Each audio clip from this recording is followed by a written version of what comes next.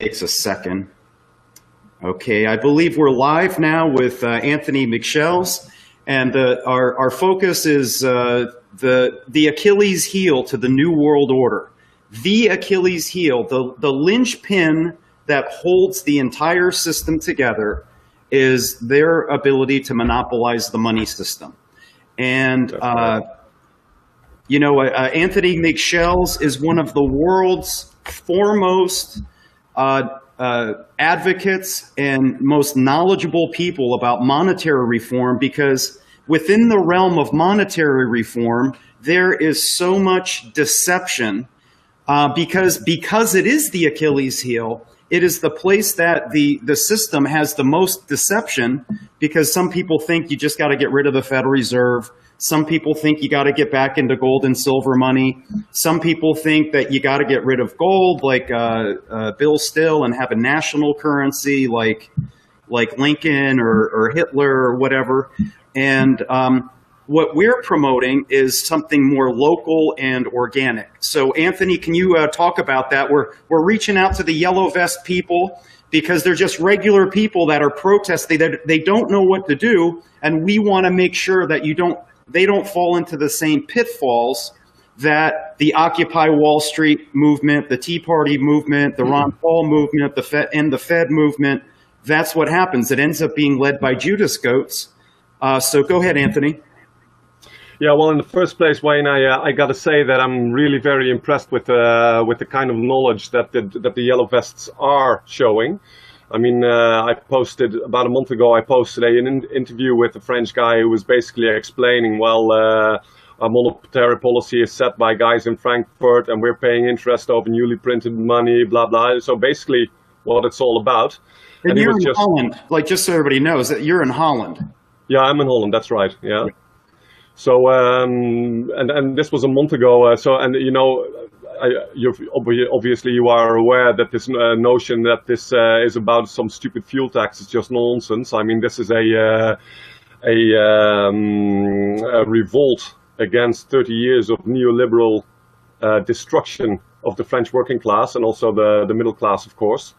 But I like to focus on the working class, or better said, on the working people, which basically involves the working and the middle class, because middle class and working people are both dependent on an income based on labor and on actual production. But having said that, so they know what is at stake. They know full well that there is a wholesale war going on from the plutocracy against the French people. And I'm pretty sure they're also aware that this is not alone against the French people, but that all Western peoples are victimized by this wholesale destruction of neoliberalism, which is both economic. We have seen that worker rights and worker incomes have been slashed over the last 30 years, whereas the economy was so-called growing, but all the economic growth is ending up with the richest 10%, and actually with the richest 0.001%. And people know this. They are fully aware. They're fully aware that people like Macron are working for these bankers and for these plutocratic families. Of course, some will know more than others, but I think that this is that people know. They are aware, and this is why these demonstrations have been so vicious. So let us be real here. The aggression has been coming from the French state and not from the people. There was a brilliant guy, a huge boxer, who took down a police officer, and it was a bit of a scandal. And then you have all the hypocrites from the state complaining about the police. This boxer actually taking down one cop. But we have seen countless videos of 6 or 8 state goons, one guy lying on the floor, and they just hammering him, with their sticks and their batons and what have you. So, and this is what actually is causing the violence in France, not so much the protesters. And they are afraid. Macron's afraid, and the establishment is afraid. On the other hand, they have been preparing for this for many years, because I've seen this very clearly in Holland, and I'm quite sure it's the same all over Europe and indeed in the United States. That Western states have been preparing for an implosion in social cohesion, which they have been fomenting with neoliberal economic policies, but of course also the migration travesty, which is basically coming down to a sort of ethnic cleansing of Europeans in Europe. And this is what people are up in arms against, and of course they are being defamed by the media. But they're saying, "Oh, they don't even know what they're protesting." And here in Holland, there is this national myth that that Holland is a great country and that we've got it all so good here, and that people like to complain, but there's no real reason for it. But that's just moronic nonsense, of course. People here are being exploited to the max by international finance. And corporations like Shell, they steal all our resources just like they do in Europe, in Africa and everywhere else. I mean, we pay here massive prices for gas that is being taken out of our own soil here, for instance. So that's just one example. And this is the way it is under capitalism, and people are getting fed up because they realize full well that a few rich turds are taking everything and that they are expected to pay. So that's what it's all about. So when it comes to what to say about the banks, you know, the great thing about the yellow vests now is that the latest news is that that they're now saying you should take your money out of the bank. This is the most direct way of attacking the system. And this is obviously fantastic news, Wayne, because I've been promoting to take money out of the bank for years, because obviously banking is a completely nefarious and criminal institution. Usury is theft and even murder, so we should absolutely not partake in it, and we should not partake in banking. And the fact that banking can rule is purely because of our cooperation. I mean, if people don't put money in the bank, banks won't rule. It's really as simple as that. So taking money out of the bank is a perfect first step.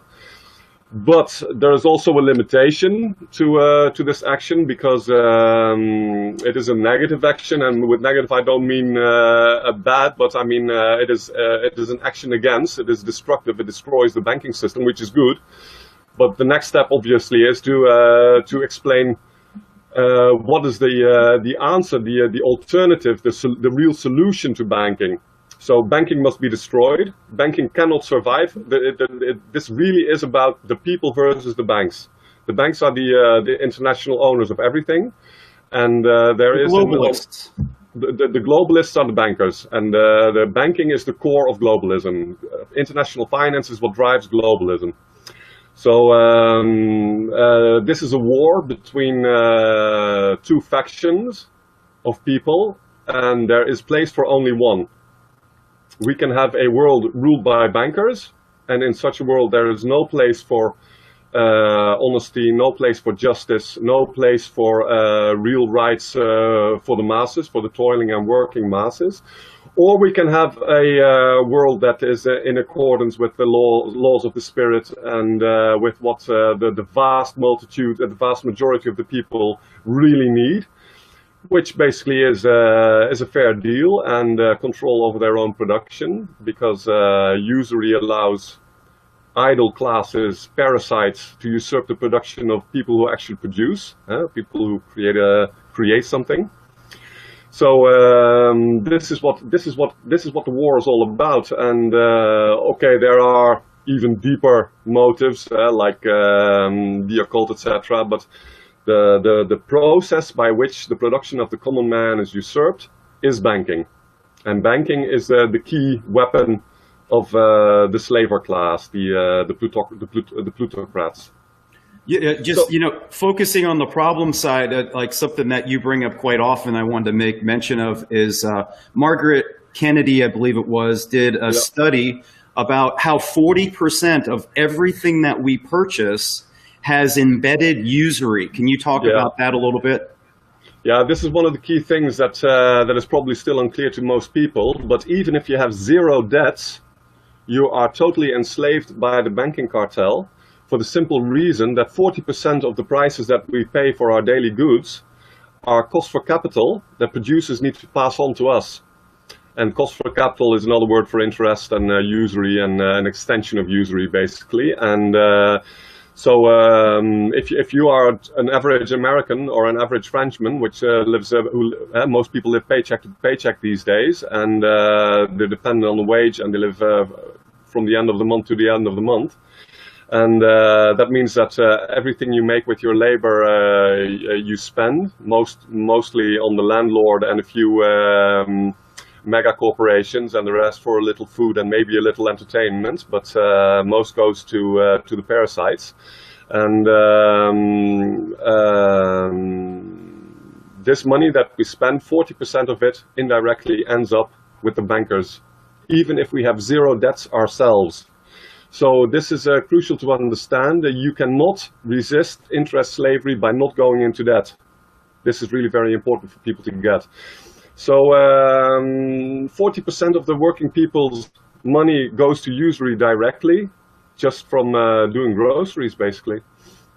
Excellent point. And so like a good, if you think of 100 years ago, most people individually had very little debt themselves. But as time goes on, those businesses are all get mortgages. They get individually, the owners of the businesses get mortgages. The business themselves is all run on credit. So all this usury gets embedded to the cost of everything, and then just embedded in when you pay property tax, you're paying usury. When you pay income tax, you're paying usury. So it's everywhere, and the debts have exploded. And so we've articulated the problem, and we've got this monstrous thing. We're looking at like the size of these bankers. They got all these armies, the mercenary police, and the military.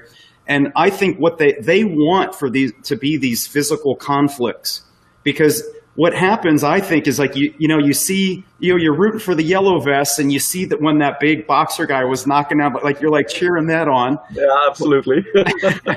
So more power to him. But in the meantime, it's really not fixing anything. Like it really serves you, because there's a lot of people that they see that and they want to support the state. They're on the other side of that, and they get energized when the protesters get beat down. Yeah. So the adversary that's financing it, they're actually fed by all of this negativity, all the anger on both sides of it. When if we can step away from that and get into solution, actually in Nehemiah 5, it had a successful usury, righteous Jew Nehemiah led a successful debt, usury, and land revolution. All three of those, debt, usury, and land. They gave back the usury, they gave back the principal, they gave back the loan. So all we're looking to do is protest, but do it smartly. Make sure that you're targeting the specific root cause evil, and come in with the intention that if you don't do these things, you're involved in a color revolution that isn't affecting the root cause evil. And these guys are world-class experts. Our controllers are world-class experts on creating and instigating false loyal opposition revolutions, or taking honest revolutions of sincere and good people and taking them into a ditch where it doesn't help them at all the way to the point of like the French Revolution or the Bolshevik Revolution or the American Revolution. These guys have financed all of these revolutions. So can you talk about the corruption of revolutions a little bit? Yeah, you make a very great point there, Wayne, because what demonstrating is basically about is venting off steam. That is what it basically does for the people, and there's nothing wrong with showing a little bit of discontent, etc. But the problem is that the masses are usually not very well informed. It is getting much better since 2008. Things really are improving, and we must also understand that in the 30s, when there was the Great Depression, that people were so fed up with the situation, and their suffering obviously was so intense, that there was a deep soul searching and a deep searching among the masses here concerning the nature of the Great Depression. And during these years, in the 30s, there was a widespread societal debate about banking reform. So what you would have is very normal people, working people, miners, factory workers. They would be discussing monetary reform and banking reform in the streets and in the pubs. Obviously, this is a very far cry of where we are today, but we are moving in that direction again. And if you compare where we were 10 years ago and where we are today, and like I was saying about this French guy that was just explaining a month ago, basically everything that you and I have been talking about for many years now. And so that is a good thing, but the lack of information of the masses really sets them up for usurpation of their movements by the mob controllers. And this is very, very well described also in the protocols of the learned elders, for instance. Whatever you think of this text, it is a very interesting blueprint of how the conspiracy works. And they gloat in this text very strongly about how their agents are easily put in front of the mass demonstrations. And these agents feed these masses with their own ideas, which are obviously serving then their masters, all our masters. And because our minds are controlled, this is the problem. I mean, the New World Order, of course, they have power, they have armies, etc. But the most important thing is that they control our minds. They control what we think. They control our convictions. And this is how they really rule, and this is what happens always when there is a discontent with the people. They take to the streets, and if the powers that be want a revolution, they let it go on, and they send their agents in, and they let their agents direct the people, direct the mob, and this is what they usually do. But if real people, and I think that this guy that has been calling for the bank run is a real guy, just a basic guy. I think this is what my impression of him is, and I think that taking money out of the bank is really a very practical first step to blackmail the government, basically. Yeah, Occupy Wall Street was promoting that. Were they? Yeah, that was to go from the big Wall Street banks and put money into the local community banks and credit unions and that sort of thing. Kind of more like an Ellen Brown, state bank kind of movement. So they were pushing in that direction. But it's important to have the whole mindset is that the goal is to have debt cancellation, usury abolition, monetary reform and land reform, because what these guys will do potentially is they'll promote the bank run, and then they'll cause massive destruction. Yeah, right? Very good. And then they'll offer a false solution, and then they'll blame all of the destruction on the yellow vests. Yeah, this is definitely a pitfall, Wayne. Yeah, absolutely. This is the way they operate, and you're completely right. So this is a real risk. So,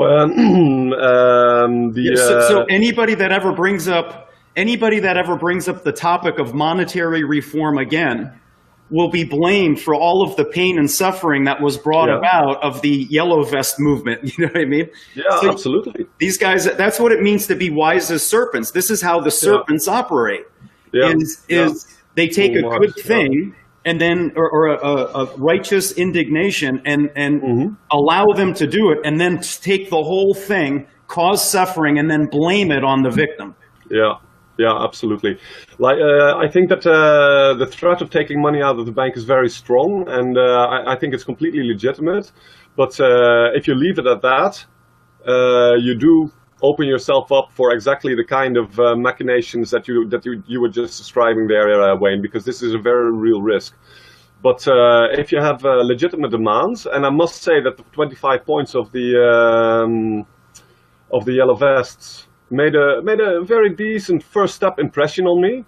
Of course, it's not ideal because it's not as clear cut as you are saying, which debt cancellation, end of usury and monetary reform, and the retaking of the land from the scum that stole it all in the distant past. These are indeed the three key ingredients of real economic liberation. But still, they had a number of very good points. For instance, what I really, really very strongly liked about the 25 points was that they described mass immigration as a problem of eternal war in the Middle East, and of imperialist exploitation of French Africa, which is ongoing until this day, because French Africa is still paying with a derivative French franc, and this system has only one purpose, and that is exploiting them. And they're all deeply indebted to French imperialists. And obviously, and this is very important, it is not the French people that are behind the French Empire. French bankers are behind the French Empire, and French nobility is behind the French Empire.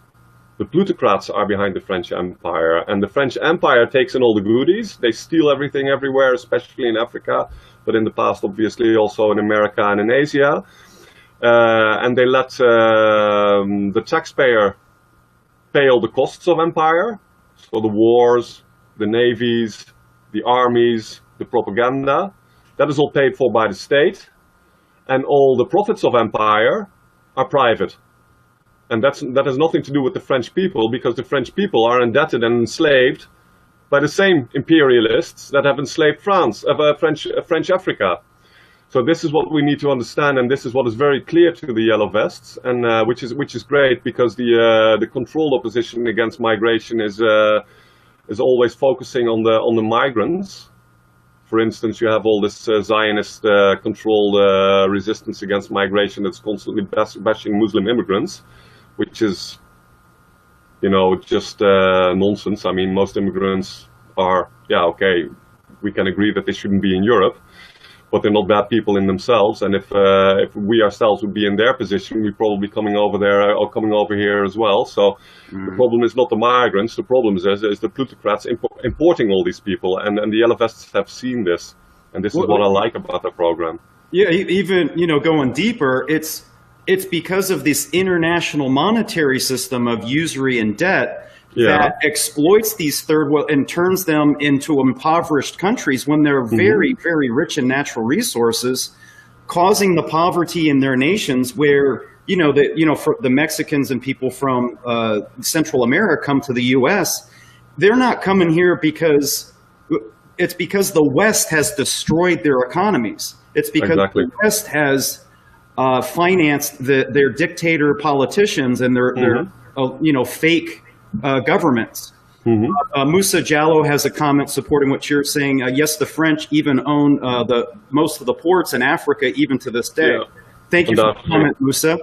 And it's this ongoing colonialism. They basically, just like the U.S. will, invade countries or England, they'll leave India, but they leave the economic system, which causes poverty, which causes all the suffering, and that's the root cause evil. So let's get into the solution of monetary reform. Anthony has an operating monetary system called the The Florijn. That was the past, but nowadays we have the Florijn. Florijn, okay, I apologize. And that's a phone-based system. If you can describe it, it's Henry Garman actually came and checked it out. We made a video where we're showing it, and really, if you look at it this way, a money system, all it is a database and users. You have traders, and it's a database of the users. You have people that want stuff, and there's people that are offering stuff.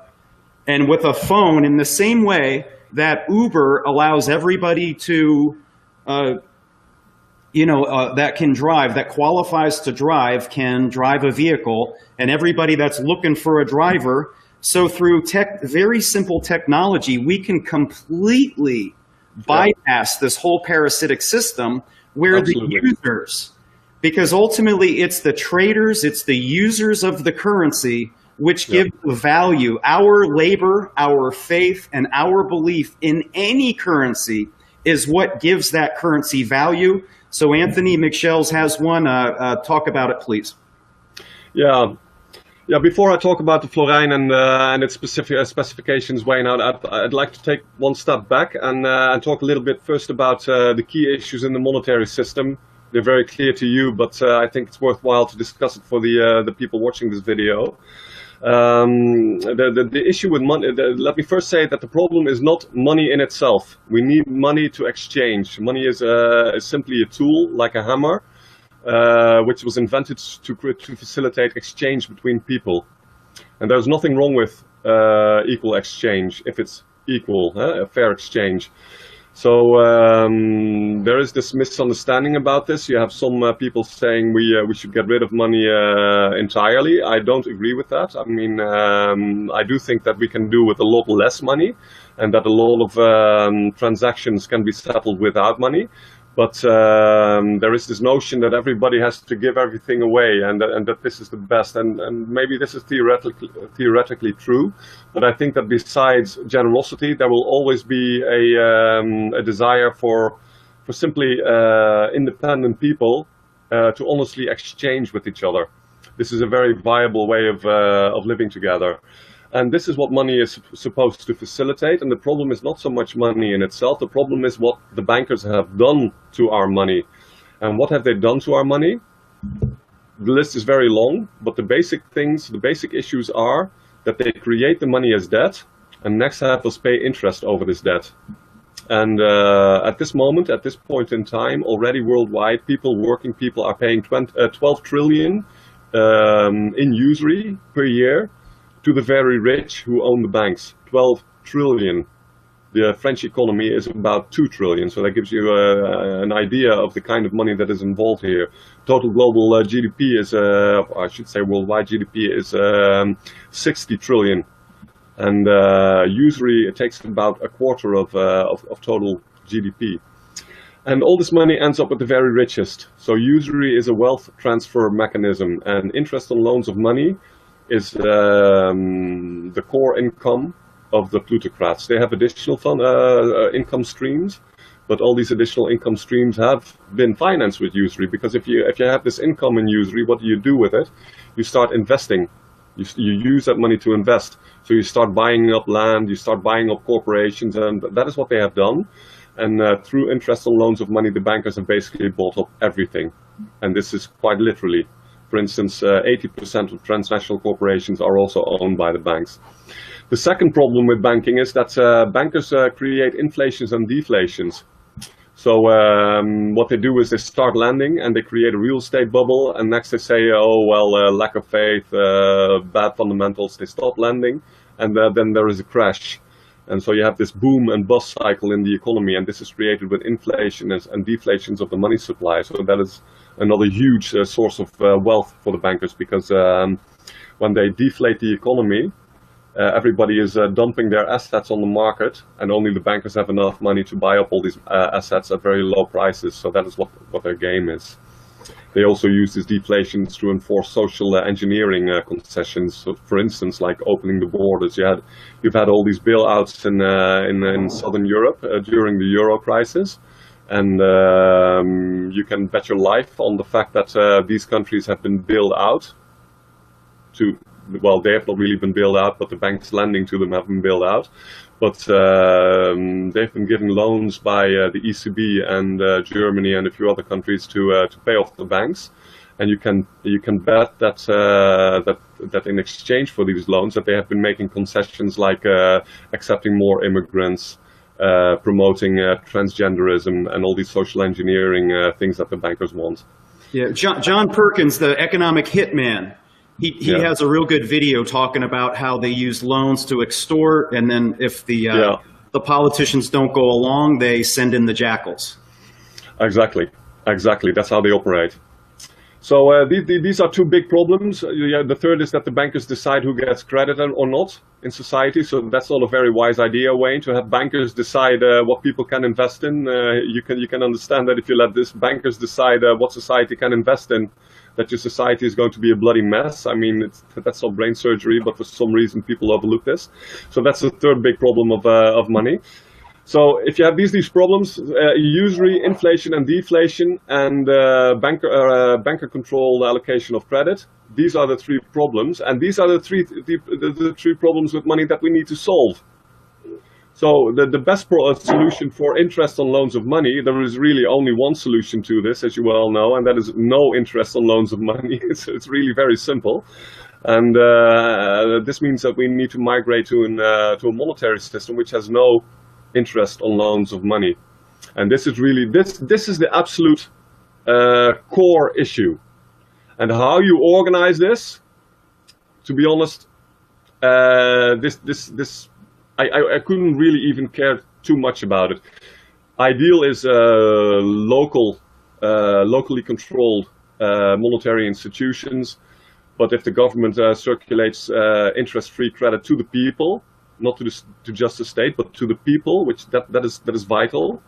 then I'd be sympathetic to that as well. But the issue is that obviously the state at this stage is not going to reform the monetary system. That is really the absolute last thing that they're going to do. I mean, well, when they're going to reform the monetary system to provide interest-free credit to the people, then we know that we have won and that that the devil is basically sent packing. So that's not going to happen today or tomorrow. But the good news is that we don't have to wait for this, because there's really nothing that is stopping us from creating high-end interest-free currencies ourselves. And there are huge challenges involved in this. Many challenges of very different natures, but it is completely viable, and it also has been done already in the past. For instance, in Switzerland, which is across the border in France, you have the Swiss weir, and they have a huge, basically a commercial barter, but with very cheap credit. And these folks there, they turn over a few billion per year. And it's very primitive money, and they only enlist businesses. Consumers are not allowed to partake. So, but even with these limitations, they're still turning over a few billion per year, and Swiss businesses, all small and medium business that partake, they're all saying that it has proven hugely beneficial for them. It provides them with extra turnover, and it is especially effective during downturns, because downturns are nothing but deflations. Downturns happen when the money supply dwindles, and especially during these periods, the weir is extra effective because it can at least somewhat alleviate the capital scarcity that is a result of the deflation. So this is not theory. This is happening everywhere, and already. And for instance, you also saw this happening in Argentina after their crash. Some time back by now, but they of course suffered a couple of major crashes themselves, and they have also I think interest-free based let's kind of system that they operate there. Very primitive, but nonetheless still somewhat effective, and definitely helping the people to manage this money scarcity problem that they're dealing with. And at this stage, I think that for the currency designers, like I am myself, like you are, and like the other people in the world that are involved in this stuff, because there are many, of course, their challenge now is to make the next step in currency design, because what you're seeing nowadays is that the currencies that they're circulating, they all have quite serious limitations, which are unnecessary, and which are simply the result of the fact that it is still a nascent field. We're still at the beginning of this field. There's a lot of research that needs to be done, a lot of experimentation, what it takes to create really high-end currencies that can fully compete in the marketplace with the banker units. Because let's face it, if interest-free money is really that good, it should be able to compete with the banker units. If an interest-free currency in a free market environment cannot compete with the banker units, then something is seriously amiss. Obviously, if there is no added value that makes people pay with the unit, then it has no right to exist. But obviously, it does have a right to exist, because ultimately everybody, I think 99% of Americans, when asked whether they prefer a mortgage at 5% or at 0%, will answer, "Give me the 0% mortgage." So, and that should be the basic line, I think, for currency designers, and for we shouldn't be talking about the problems of banking, although maybe at times when the problems are so huge as they are today, then it's more important. But my experience is that people, they don't really get it, and many don't want to know. But if you can create a viable currency, and if you can go into the market and say 5% or 0%, that's how you're going to reel people into using your currency, and this is of course a huge opportunity for everybody who's really serious about fighting globalism and capitalism. So we're on the topic of monetary reform, and most people, whenever I bring up that topic, they go, "Oh yeah, I just started investing in Bitcoin," and So the good part I like about Bitcoin is that you can just do it. You don't need a vote. You don't need to wait for permission for anybody and all that sort of thing. But in the cryptocurrency arena generally, that's a commodity-based system. And because it's a commodity, it will never be loaned without usury. And what the problem is those groups generally, they think today we are suffering from inflation. And we're not suffering from inflation, meaning we have too many Federal Reserve notes. Most Americans or people globally, they're suffering from deflation. Yeah. Deflation is when the shelves are full and your bank account is empty. Yeah. Right? That's lack of money. Yeah. Right? So even though prices are going up, it's not because there's too much currency in the system. Yeah. Inflation is when the shelves are empty and your pockets and the bank account is full because you have too many units of currency.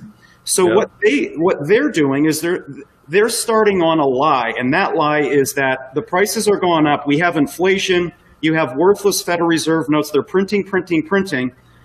While that may be the case, we aren't getting it. We don't have it. The common man does not have too many Federal Reserve notes. All the printing goes directly into the stock exchange and in all these other ridiculous bubbles that only benefit the rich, because normal people don't have money in the stock exchange except for maybe 1 or 2 thousands. But the real money in the stock exchange is obviously all owned by the very wealthy. And these are the ones that have been profiting from all the inflation, because the inflation that has been there, namely the 16 trillion that the Federal Reserve Bank printed in the aftermath of 2008. All this money has been going to the people that have been causing the crisis, and the money is only circulating in the financial economy and is designed not to enter Main Street, which is being crushed by deflation. And what we currently have is what is now nowadays known as stagflation. And stagflation is when there is no money in Main Street, or at least too little money. While prices are rising, and the rising prices are caused by manipulations, all sorts of speculations. Usury.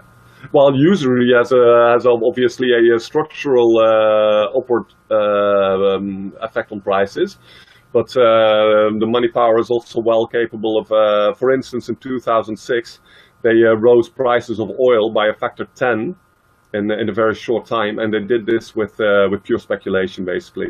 Mm-hmm. So, and this is also the big problem of Bitcoin. There are good things about Bitcoin, which are really proving to be of value. For instance, nowadays you have people getting disconnected from YouTube and Facebook, and also from PayPal.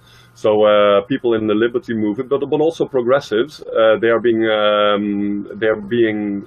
shut down by PayPal. So they are being denied access to the payments structure that on the internet, which is PayPal. And Bitcoin is at least offering a bit of an escape for these people, which is really very beneficial. Let's face it, because that's a real tyranny, you know, when the state and when state outlets like PayPal, and of course PayPal is a business, but ultimately controlled by the big invisible world government behind the scenes. So the world government is simply capable of denying you sustenance if you don't partake in the party line, and that is obviously. Yeah, it doesn't. It's the mark of the beast, really. Yeah, it really is the mark of the beast, Wayne, isn't it? I mean, there's no other way of describing it. So that's really very. They can cut us off, and Bitcoin allows for at least a bit of an escape there. And of course, all alternative currencies allow for less dependence on the banking system. So this is a very important a positive of Bitcoin, but obviously a coin that is based on speculation and that people buy in the hope that it will be worth more tomorrow. That is exactly what we do not want in modern money. What we want is speculation-free money. We want transparent and predictable exchange rates. And we want income through labor, and we want people to acquire an income by adding value for other people. We do not want people to get incredibly rich by speculating behind their computer screen and adding nothing of no value whatsoever to their brethren. And everybody will have to get used to the idea that they need to work to eat, and especially the parasites. Yeah, especially the parasites, and that's Wayne, not so. Wayne, can you give me 1 minute, please? I'm being disturbed here. Excuse me. Sorry. Yeah, not a problem. Okay, so we didn't have this scheduled. I just was messaging through Facebook with Anthony, so I'm very. It was like a short notice thing, and he's in Holland, so we have I'm in Tampa, Florida, so there is a time differential. So Musa Jallo has a comment: usury or interest is bad, as Allah said in the Quran. Those who consume interest cannot stand on the day of resurrection, except one stands who is being beaten by Satan into insanity. That is because they say trade is just like interest, but Allah has permitted trade and has forbidden interest. So whoever has received an abomination from his Lord and desists may have that is past, and his affairs rest with Allah. But whoever returns to dealing in usury, those are companions of the fire. They will abide eternally therein. So there's the verse in the Quran. I thank you for the comment. And Jim Callahan says, at work, tag for later. Jim is my pool guy buddy. Jim's worked with me across the past 2 pool seasons. And Jim and I talk, the way Anthony and I are talking is how we talk on the pool sites. And I mean, we're regular guys, okay? And it's very important, I think, for the yellow vest movement to take a policy position that whoever the leadership is, and I commit to doing this. In fact, Yah commands us to be leaders and to be role models, and that Yah does not want his people to look like sheep without a shepherd. Meaning, through tribal exodus government, you have judges of tens, 50s, hundreds, and thousands, and it's through that government that we can implement a usury-free money system, because eventually you got to be able to pay taxes, right? That's a very big thing. So part of the way that the system monopolizes money or can play favorites with any particular form of money is through whatever currency that the establishment says that this is how you pay your tax.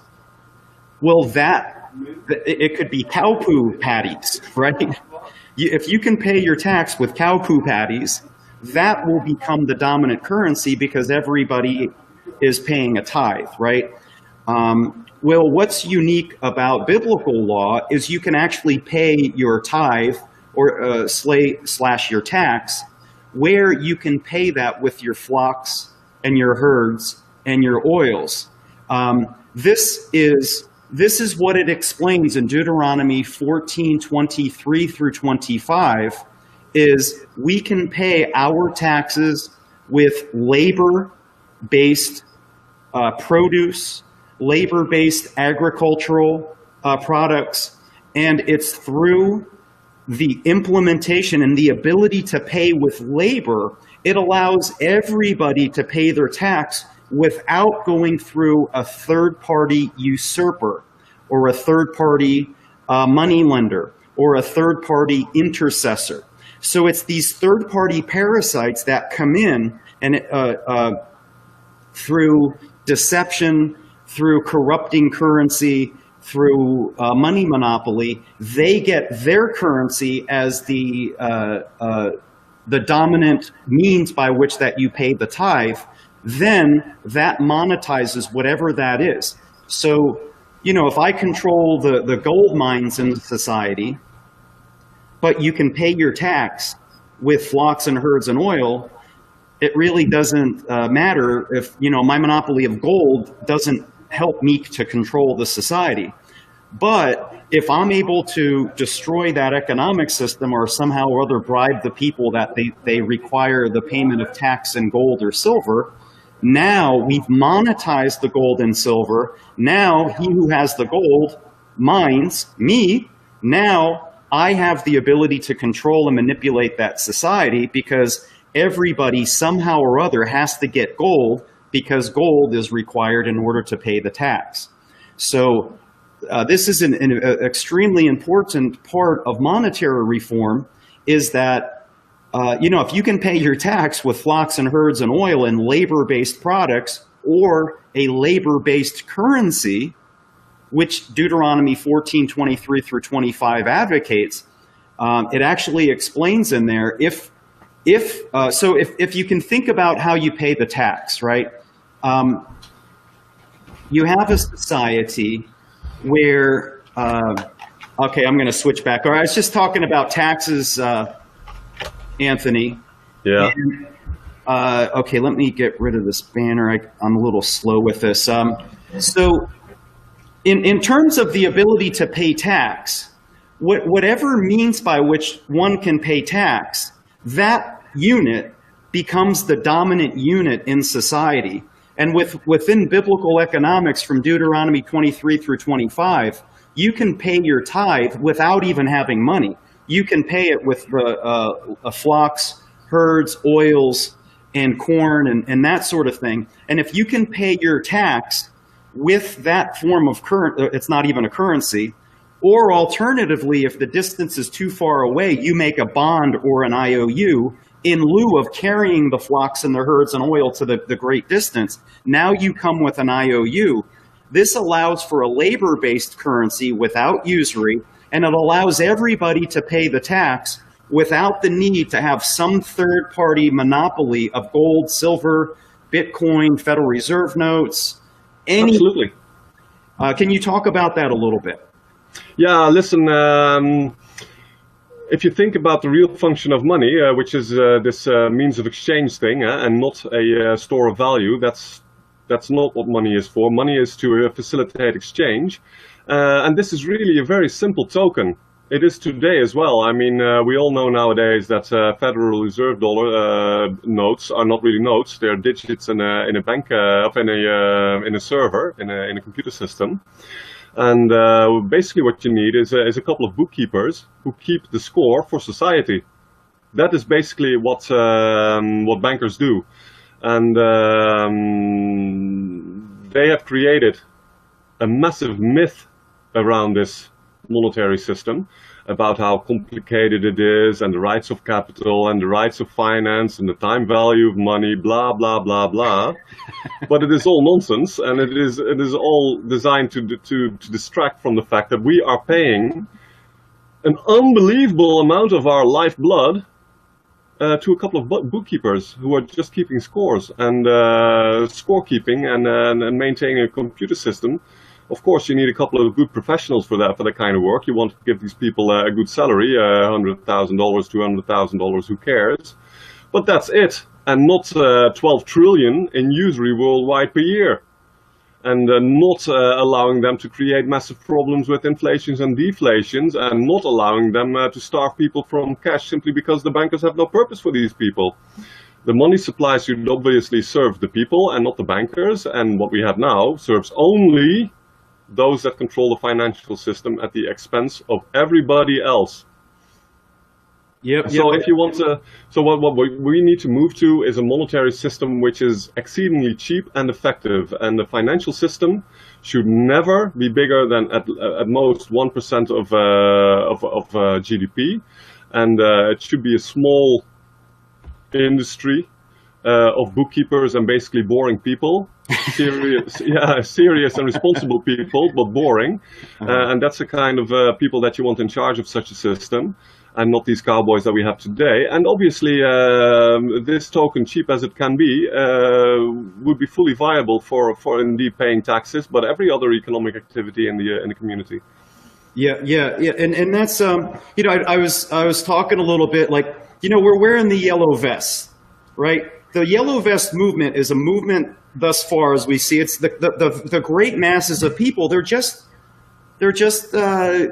bakers. They're carpenters. I'm a pool installer, right? Yeah. Like that's how I've made my living my whole life building above ground pools. From when I've aged 21 on, all I've done is build above ground pools, and that's what I've done. Like to understand this stuff isn't complicated. It's like this veil that's been put over our head that only these great, knowledgeable guys. I have a degree in history, right? And it's not that I'm not some brilliant guy, and it's actually counterintuitive how simple it is to fix this system. It's very simple. Like, I think you're like, what's your work background? Like, you're working right now, right? Are you at like a business or something? Yeah, I run the family business here after my father died last year. So we have a pedicure wholesale, but like you said, that's nothing special. Well, it's nice. I mean, it's a nice business we have here, but yeah, it pays the bills. But it's not like rocket science or anything. And I used to be a computer systems engineer and process manager, a project manager before I woke up and decided that big business and the state were not for me. So, well, that's very useful for monetary reform, though. As a computer systems engineer, would know the architecture of the software for a currency. Yeah. Yeah, and these skills are obviously very useful in this day and age for any venture, but also indeed for my line of work as a monetary reformer. Although I was not really a programmer, I was more a system manager. And I've been dependent on volunteer programmers to create the Florijn system, and that was not easy, I can tell you, because it was a lot of work, and these programmers need to pay the bills just as much as we do. So, but we managed, and we got it done. And let's talk about the Florijn. Yeah. Because, like I was saying, the problem nowadays with the currencies the alternative currencies that we see circulating worldwide, and there are many. There are the cryptos of the last few years, but before then you had already the regional currencies in Germany, also a few in the United States, in Britain, and then you also have the commercial barters and the you could call Weir a commercial barter also, but in the 30s it was specifically created to deal with the aftermath of the Great Depression and the credit scarcity and the liquidity scarcity that caused. And what you see with all these currencies is that they are limited. For instance, the Swiss Weir does not allow consumers to partake, and it is also not convertible to the Swiss national unit, which is the Swiss franc. And this is a huge limitation, and which is also mentioned by many participants in the system, that this is a huge limitation. You can't pay your tax with it then? Well, alternative units typically are not accepted for tax payments. Maybe local taxes. I think maybe you can pay some local taxes with the Bristol pound in Bristol in England, but that is as far as it will go. Although I must say that from my preliminary discussions with the tax office here in Holland, I think it's fair to say that they would not be vehemently against it once it gets enough liquidity in the community. You know, it's understandable that they're not going to accept Florijn if there's only a few thousand Florijns going around in the system. But once, for instance, a few 100,000 people in Holland start paying with the Florijn, then it will become viable, and theoretically it's fully usable to facilitate also state finances. So that would not really be a problem. But the Florijn is my attempt, and I think a very successful attempt, and not because I did it, but this is my professional opinion. I think that the Florijn is a breakthrough currency because it is the first currency worldwide that provides us with everything that we need from a modern monetary unit. Usability is very high. You can just use a mobile phone. It is interest-free. If all of Holland would now be paying with the Florijn, everybody in the Netherlands would be able to refinance their mortgage with my organization. And people that are... Thank you. Hallelujah! This is no minor stuff. That this is observing the logos, right? This is a big deal. This is an enormously big deal. It is a huge deal, right, Wayne? It is. And again, not because I'm involved, not because we are involved, you and I. This is because when you take a close look at the human condition and that 5,000 years of human history, if you study this really well, you can have no other conclusion than that the monetary system is at the absolute heart of the human condition and of all problems that humanity has faced over the last few thousand years. There's no other way. There's no way around this. And finding real solutions to this enormous challenge is a big deal. And we have this interest-free currency that is easy to use, which allows for stable prices. Inflations and deflations, as we have in the banking system, are absolutely out of the question in the Florijn. We have a stable exchange rate, which is managed because we do not believe in free markets, where a couple of idiots can just do whatever the hell they like and sacrifice all the real needs and real interests of the wider community. This is all wrong. We don't want free markets where you have goons who can just mess up everything with excessive market power. We want a controlled market where producers and consumers can meet each other, where demand and supply can meet each other, relying on the fact that you don't have freeloaders like speculators who raise prices and all this stuff going on. In the Florijn exchange is predictable, is stable, is intrinsically stable. There is no way that it can go bust in the classic ways that the banking system goes bust. Yeah, what more can I say? I mean, it's like I said, a real breakthrough currency, and if everybody would start using the currency, we would liberate ourselves from banking without one shot fired. Okay, let me get a couple comments in real quick. Musa Jallo says, you are a good man and want a just world free from usury. May Allah, as you said, help ya achieve your mission. Thank you for the comments, Anthony, that you're doing God's will. And we have Thanks, Musa. Karen just sent Sharon Schreier. I think she's a Dutch. She's from Holland as well, Karen. So hi, Karen. Oh, she's from Holland. Okay. Yeah. She makes a comment here. The euro must be replaced by the Florijn. Send it to the media. Talk to people about it. Share it on your social media and with your friends. So, can we talk about the concept of convertibility a little bit? What does that mean? You have a Florijn, and now you want to convert to the dominant currency, meaning the euro, so that you can use this at certain business, use the Florijn, and convert back. How does that work? Yeah, let us first say a bit about why this convertibility is so important. Because you have some people in the alternative currency movement who say that convertibility is not important. Even the people of Weir will say this, and the rationale is that it is good that the circuit is closed, that your alternative currency economy that you are running, that it is closed off of the other units. And this is not the case. And the reason why this is not the case is that if you have a closed circuit, what always happens in each and every of these circuits, what always happens is that you have a few successful suppliers in the network who sell a lot more and take in a lot more of the local unit than they can spend viably in the network.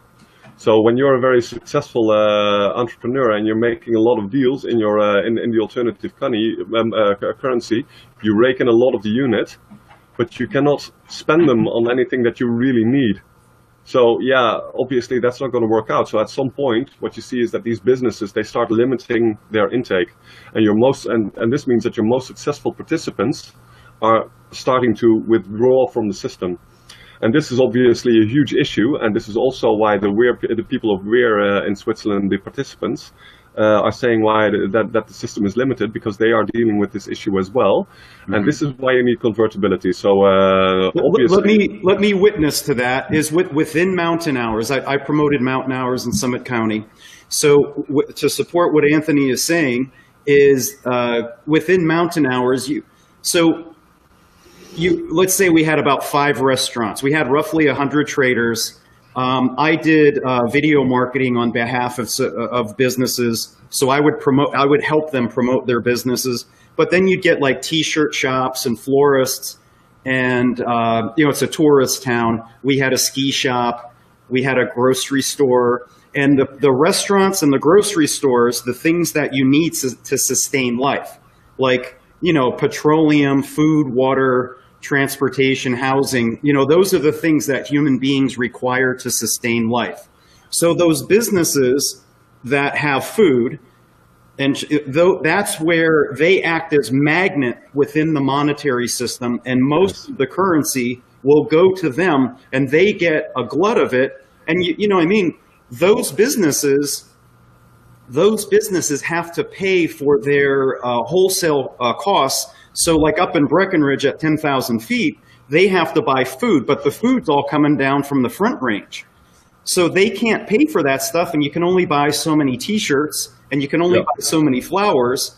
So with Anthony's system, it overcomes that limitation. Yeah.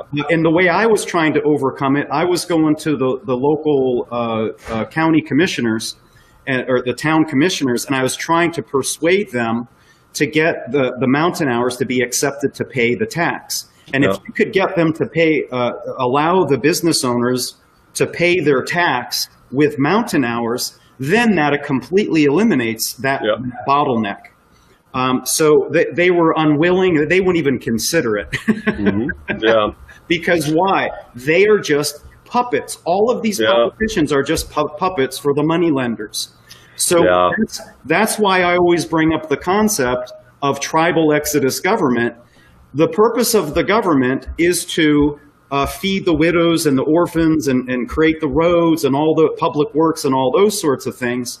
If we create an entirely separate system, if the local governments are unwilling to accept the people's currency because they work for the bankers, then we just say, you know what, we're commanded to take care of the poor and the widows and the homeless and the pensioners to begin with.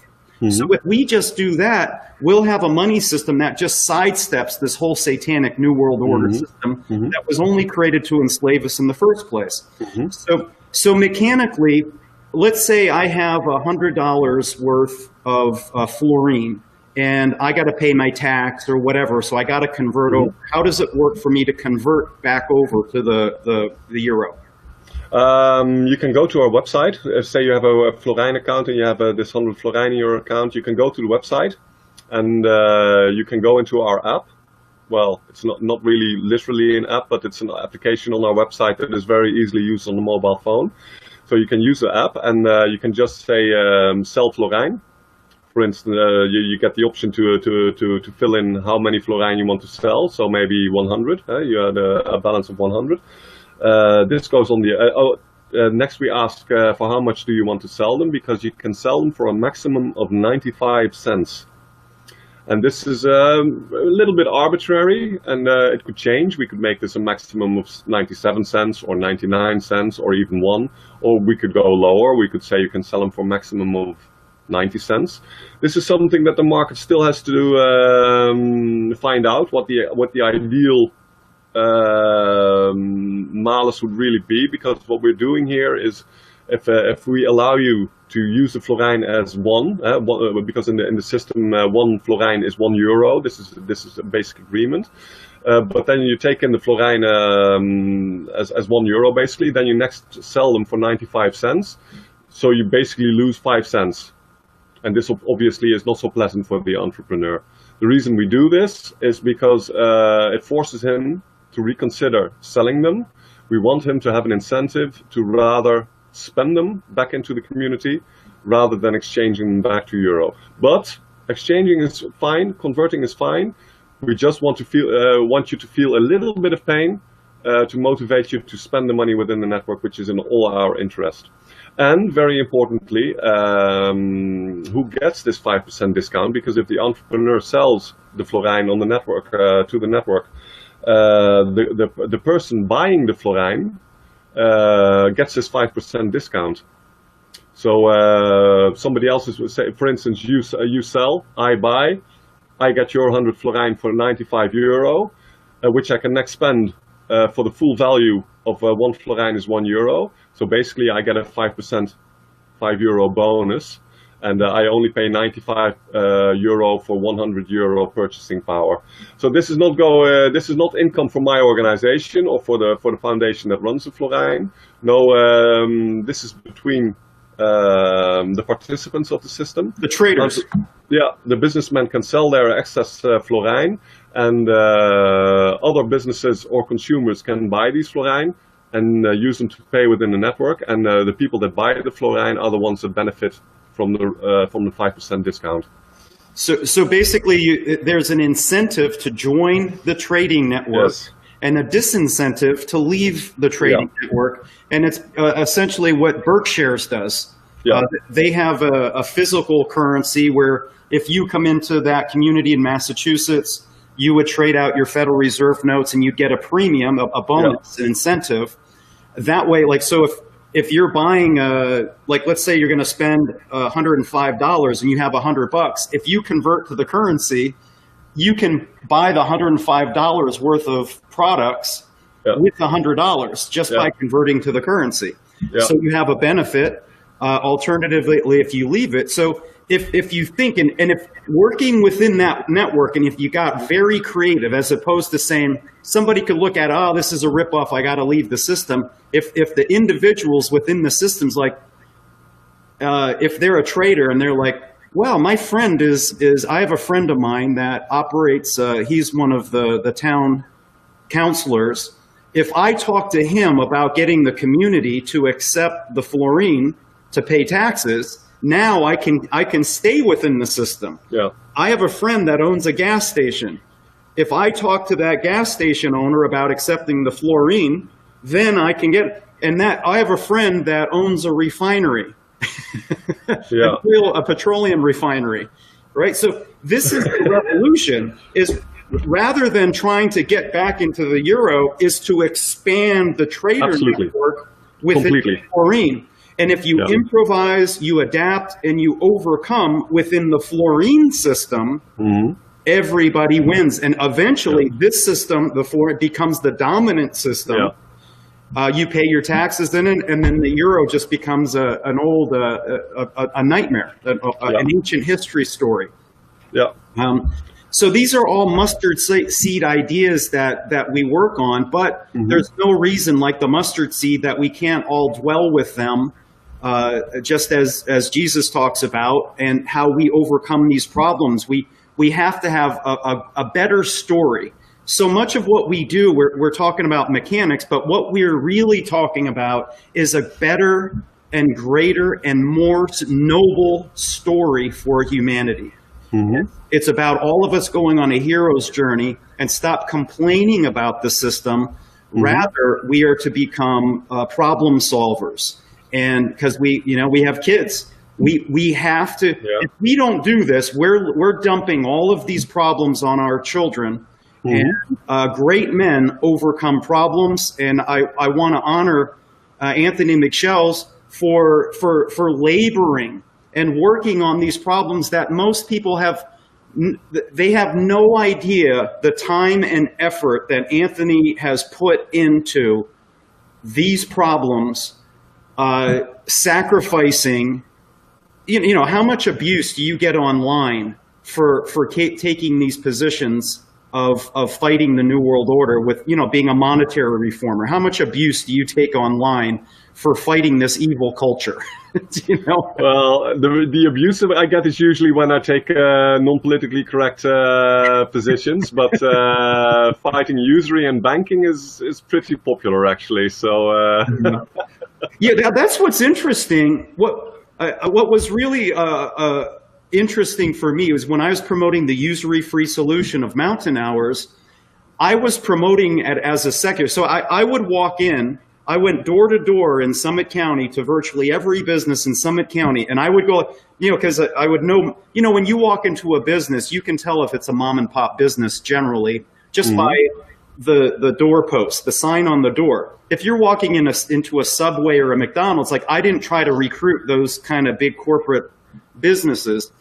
But if it's, Bill's ski rental, there's a pretty good chance that Bill might be behind the counter. And I would walk in with my Mountain Hours t-shirt, which, by the way, was yellow. And I'd say, hi, we're trying to save the world, and we need your help.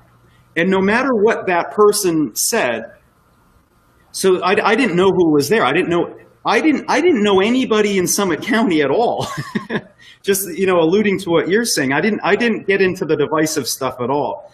And I would basically say that, and whoever that person was that was behind the counter, they have one thing in this world that they actually hate about the modern human condition, civilization. And it might have been global warming, which I don't agree with, the solutions particularly. So they would say, oh man, we're destroying the environment. And I go, yes, this system is a war on the environment, which it is. It's completely destroying our ecology. It's destroying the animals. It's destroying the natural world. And I would support what they're saying and say, like, the number one way that we can fight, regardless of whether it's, if your issue is immigration, if your issue is poverty, if your issue is housing, regardless of what your issue is, the root cause evil is monetary reform, or the solution. The cause of it is a wicked money system, the technology of a wicked money system. The solution is a benevolent money system. Yeah. And people joined up, and those people joined up, and they're almost entirely secular. They didn't join the usury-free system because they hated usury. In fact, it was the Christians, sadly, that were the most resistant. I never had a Christian come up to me or anybody say, oh, I hate usury too, I want to join. Yeah. No. As soon as we were talking about usury, so that's the reason why I started going into the churches, trying to figure out why the Christians didn't want to join. Like, why did they have no interest? No concern about these issues. So it was really counterintuitive. So I agree with what you're saying, is like, if you just focus on the money side of it and you don't get into the controversial stuff, the money side will heal all the other stuff. Yeah. Well, there is still a conflict in society. Also, you have a very large percentage in society who are positive people, maybe not fully aware people, but basically positive people who have a loving heart and who want to live in cooperation. And these are the people that are being disenfranchised also.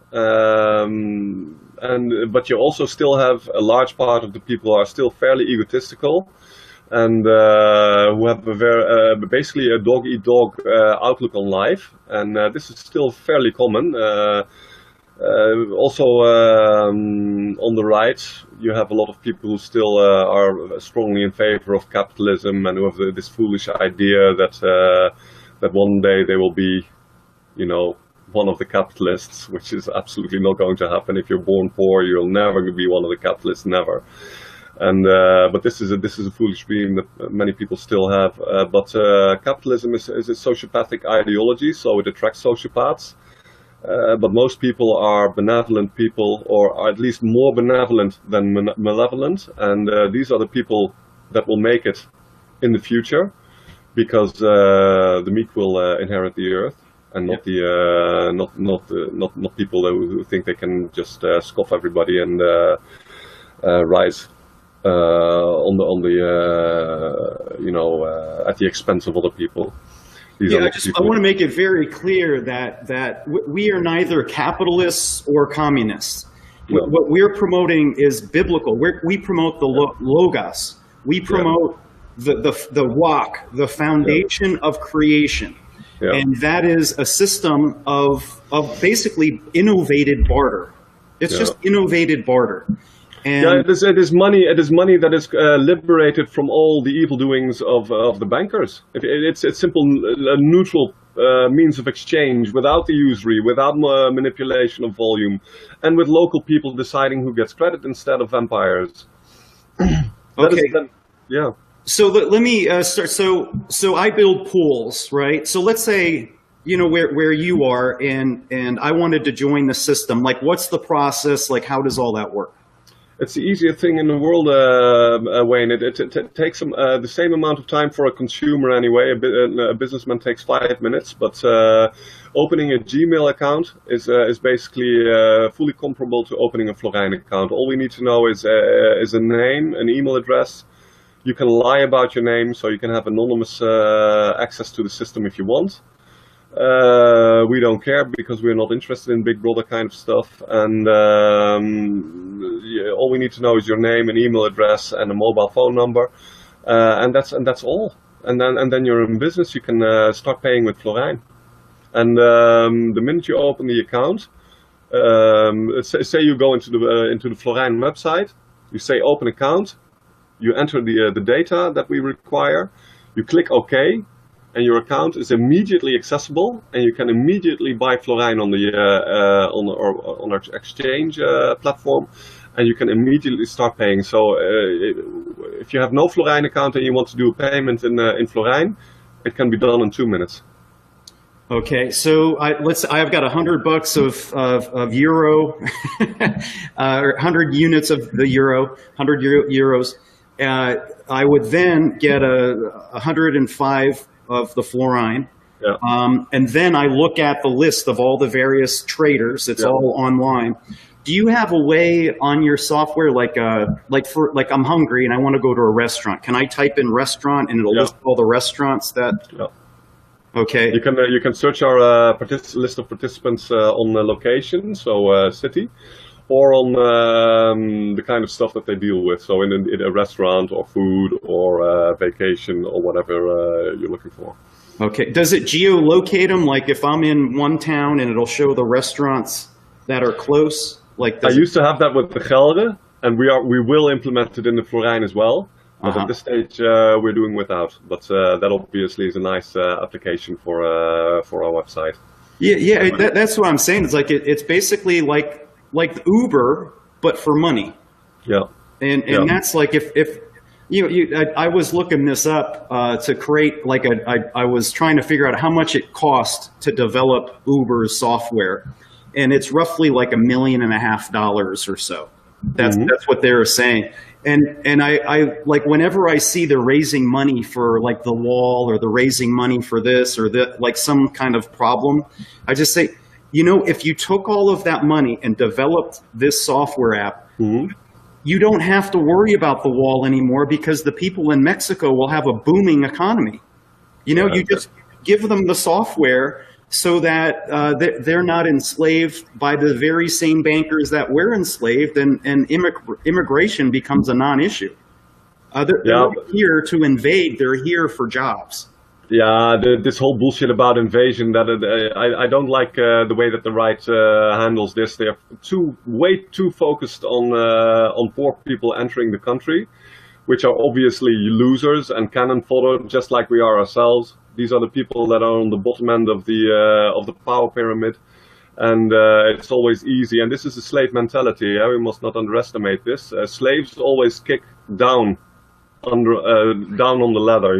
They kick always those even lower on the ladder. This is the slave mentality that rules the masses.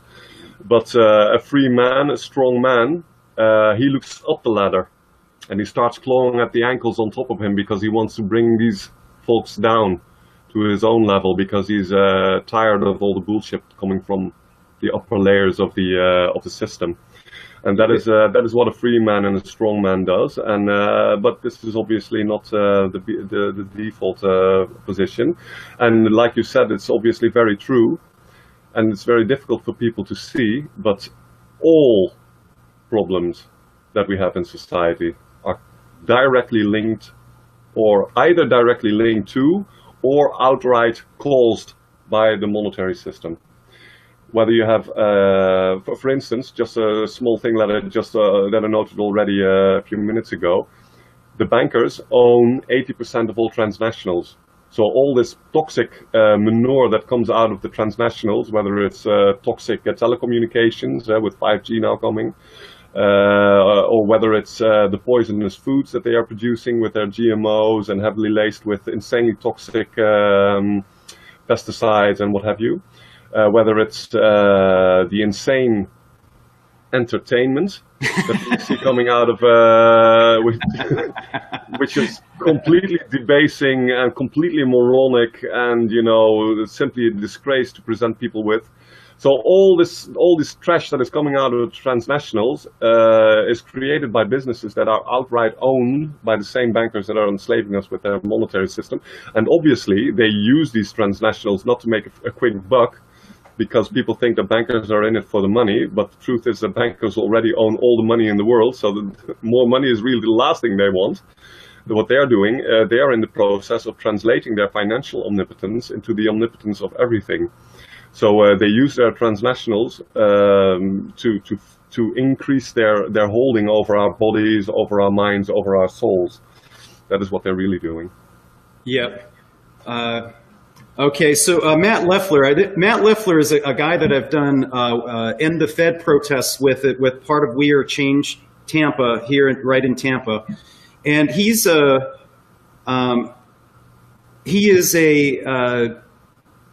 I don't know what more like an atheist. But anyway, he goes, even Jesus couldn't get rid of the money changers. How can we do it? So, sorry about that, Wayne. I'm here in the family business. So it's totally cool. I'll cover it. Matt says slapping them around didn't get rid of them. No, let me answer to this, because in the first place, Jesus did win. That's a little misunderstanding there by Matt, but Jesus did win. What we are witnessing now is basically the end game of a process that was started 2,000 years ago. So Satan is defeated, and Jesus did win, but he had a very different job at that stage than we have today. Our job is not to... Please, hello. Our job is not to fight bankers. Our job is to provide interest-free credit, and this is a very not so much about Jesus, but we had a Catholic economy in the past in Europe, and this was a usury-free economy. Usury was outlawed, as it is in Islam still today, and this is one of my hobby horses, as you well know. But for the people listening to the show, a key lesson of history is that the Catholic and Islamic economies failed because they only outlawed usury, but they provided no mechanic for interest-free credit. And the problem is that if you have only a monetary system without managed interest-free credit, but if you have only a monetary system, for instance, gold coins that are circulating, or tally sticks like they had in Britain before the Bank of England, the problem is that all the money ends up with the rich, as it always does, and the rich are hard of heart, as it is said, and they won't lend without interest. And what we have failed to do as a people, as peoples, is to create an interest-free monetary system. We have allowed ourselves to believe that we are dependent on the rich for loans, which is complete bogus. I mean, we can just start a bookkeeping system of our own, and we can simply keep the rich out of the loop, because we don't need them. We don't need their money. We can create new money for ourselves. And this is what, at this stage in history where we are at, Jesus' job was not so much monetary reform, although he did proclaim a jubilee, as you never tire to point out, which is obviously one of the reasons why we love him. But his job was more spiritual, and so this is not something that he was really involved in. But with lessons of Jesus and with his exhortation to lend freely and expecting nothing in return, this is obviously the only way to really understand this proposition by Jesus, is to provide an interest-free credit-based monetary system. Matt has a comment here. Do you support Islam and Sharia law, seeing that they don't use usury? Well, I do support Sharia when it says that usury should be outlawed, and Sharia obviously has more propositions that I'm not always so happy with, but many of them aren't so bad either. But that's not really the point. Islam is correct about usury, and so is Catholicism. But they failed to provide the real solution for usury, because they only outlawed it. They did not create an interest-free credit-based monetary system, and this was their great failing. And this is why both the Catholic and the Islamic economies failed to keep the bankers at bay. Yeah, that's a really so let's say, like, for instance, Islam, the guys that I've listened to, they promote gold and silver as the only money system. And by definition, gold and silver is scarce. And by definition, you'll never find anybody that's willing to loan gold and silver with usury. So basically what it does is you effectively don't have a money system or a credit system. You have nobody that's willing to lend. And that's what, that's why the Jews eventually began lending, because people you have an event that occurs, you're broke, and you need medical care, or you lost your house, or your car broke down, or whatever, some unfortunate event. Somebody lends you money, but the only people willing to lend is with usury. Eventually, those usurers will take over, and that's the recorded history of the world. Whereas what Anthony is proposing is that you have a unit which it's non-commodity based. But it's also without usury. And now you have a means by which where you can get that loan to fix your car. Meanwhile, you're not being put into perpetual bondage. Matt says that this is wise. That there isn't enough gold and silver in the world to support a world economy. Those are not viable options. The Imran Hossein, you were referring to Imran Hossein, who's a very brilliant Islamic scholar who I have nothing but the greatest regard for, who is also very strongly, vehemently against usury, and who clearly points at usury as a core issue in our day and age. But he is indeed wrong when he's talking about gold as the only permissible money. And as you explained perfectly yourself just now, there is no way that the powers that be who own all the gold, because this is what people must understand, all the gold is controlled by the same people that run the printing presses of the financial system, because they have been ruling the world through gold for 5,000 years now. And the libertarians should also understand that all the gold standards of the 19th century were clearly operated by the international banking cartel. Rothschild bankrupted the world with gold and usury. Gold and usury, it's just, that's the history. It's proven history. They used gold and silver. Like, think of what the conquistadors did. That's completely undeniable. So and completely obvious also if you take a clear look at history, and if you look at where gold is nowadays, you'll see that the Fed also claims to have 8,000 tons, but I don't think that many people really believe that. But the central banks in Europe, in China, in Russia, in India, these are the main holders of gold, and that is the gold that we are aware of, because I can tell you this: the 155,000 tons of gold that people talk about is bullshit. That's completely unreliable. That's just a non-issue. The bankers have been keeping gold scarce like every other commodity they keep scarce, simply because that is what a monopolist does. He keeps supply scarce, so the prices are high. And the bankers are known and have also admitted in their texts that they have taken as much gold out of circulation as is humanly possible. And they have written in their own texts that the gold standard will always be the bankruptcy of the countries adopting it, and it's basically a weapon of war.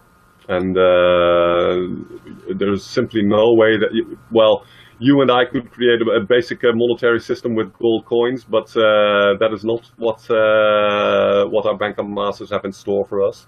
The reason why they want to get back to gold is because gold is very scarce. Like Matt is saying, there's not enough gold and silver in the world to support a world economy. This is correct. Gold is always intrinsically scarce for a number of reasons. I have a couple of articles on my website about this issue. But gold is too scarce to finance the entire world economy, and it will, per definition, always lead to deflations. Okay. Would you change your name over to your website, please? I can't do it from my end. If hang on. Did you type that in? I assume you typed. Yeah, but when I entered the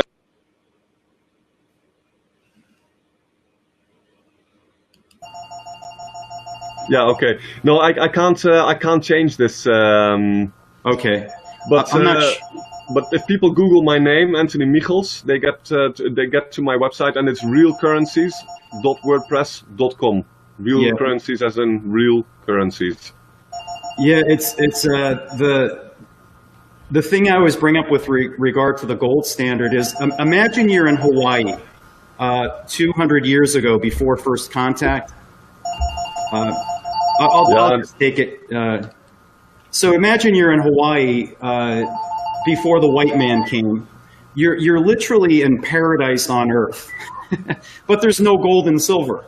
There's no gold and silver in Hawaii. You're in paradise on earth, and it's just it's just like this unbelievable degree of perfect there.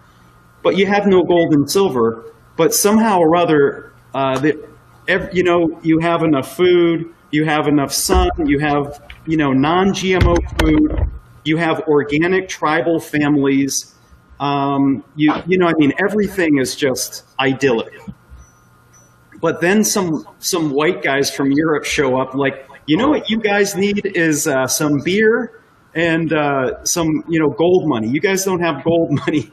And so as soon as you adopt a currency, a monetary system which can't is not created in your society, then you're automatically losing control of your society, because everybody, eventually you need to be able to buy stuff, so you're going to have to use their currency. So it just creates a big issue. Matt Leffler says debt-free script from Congress.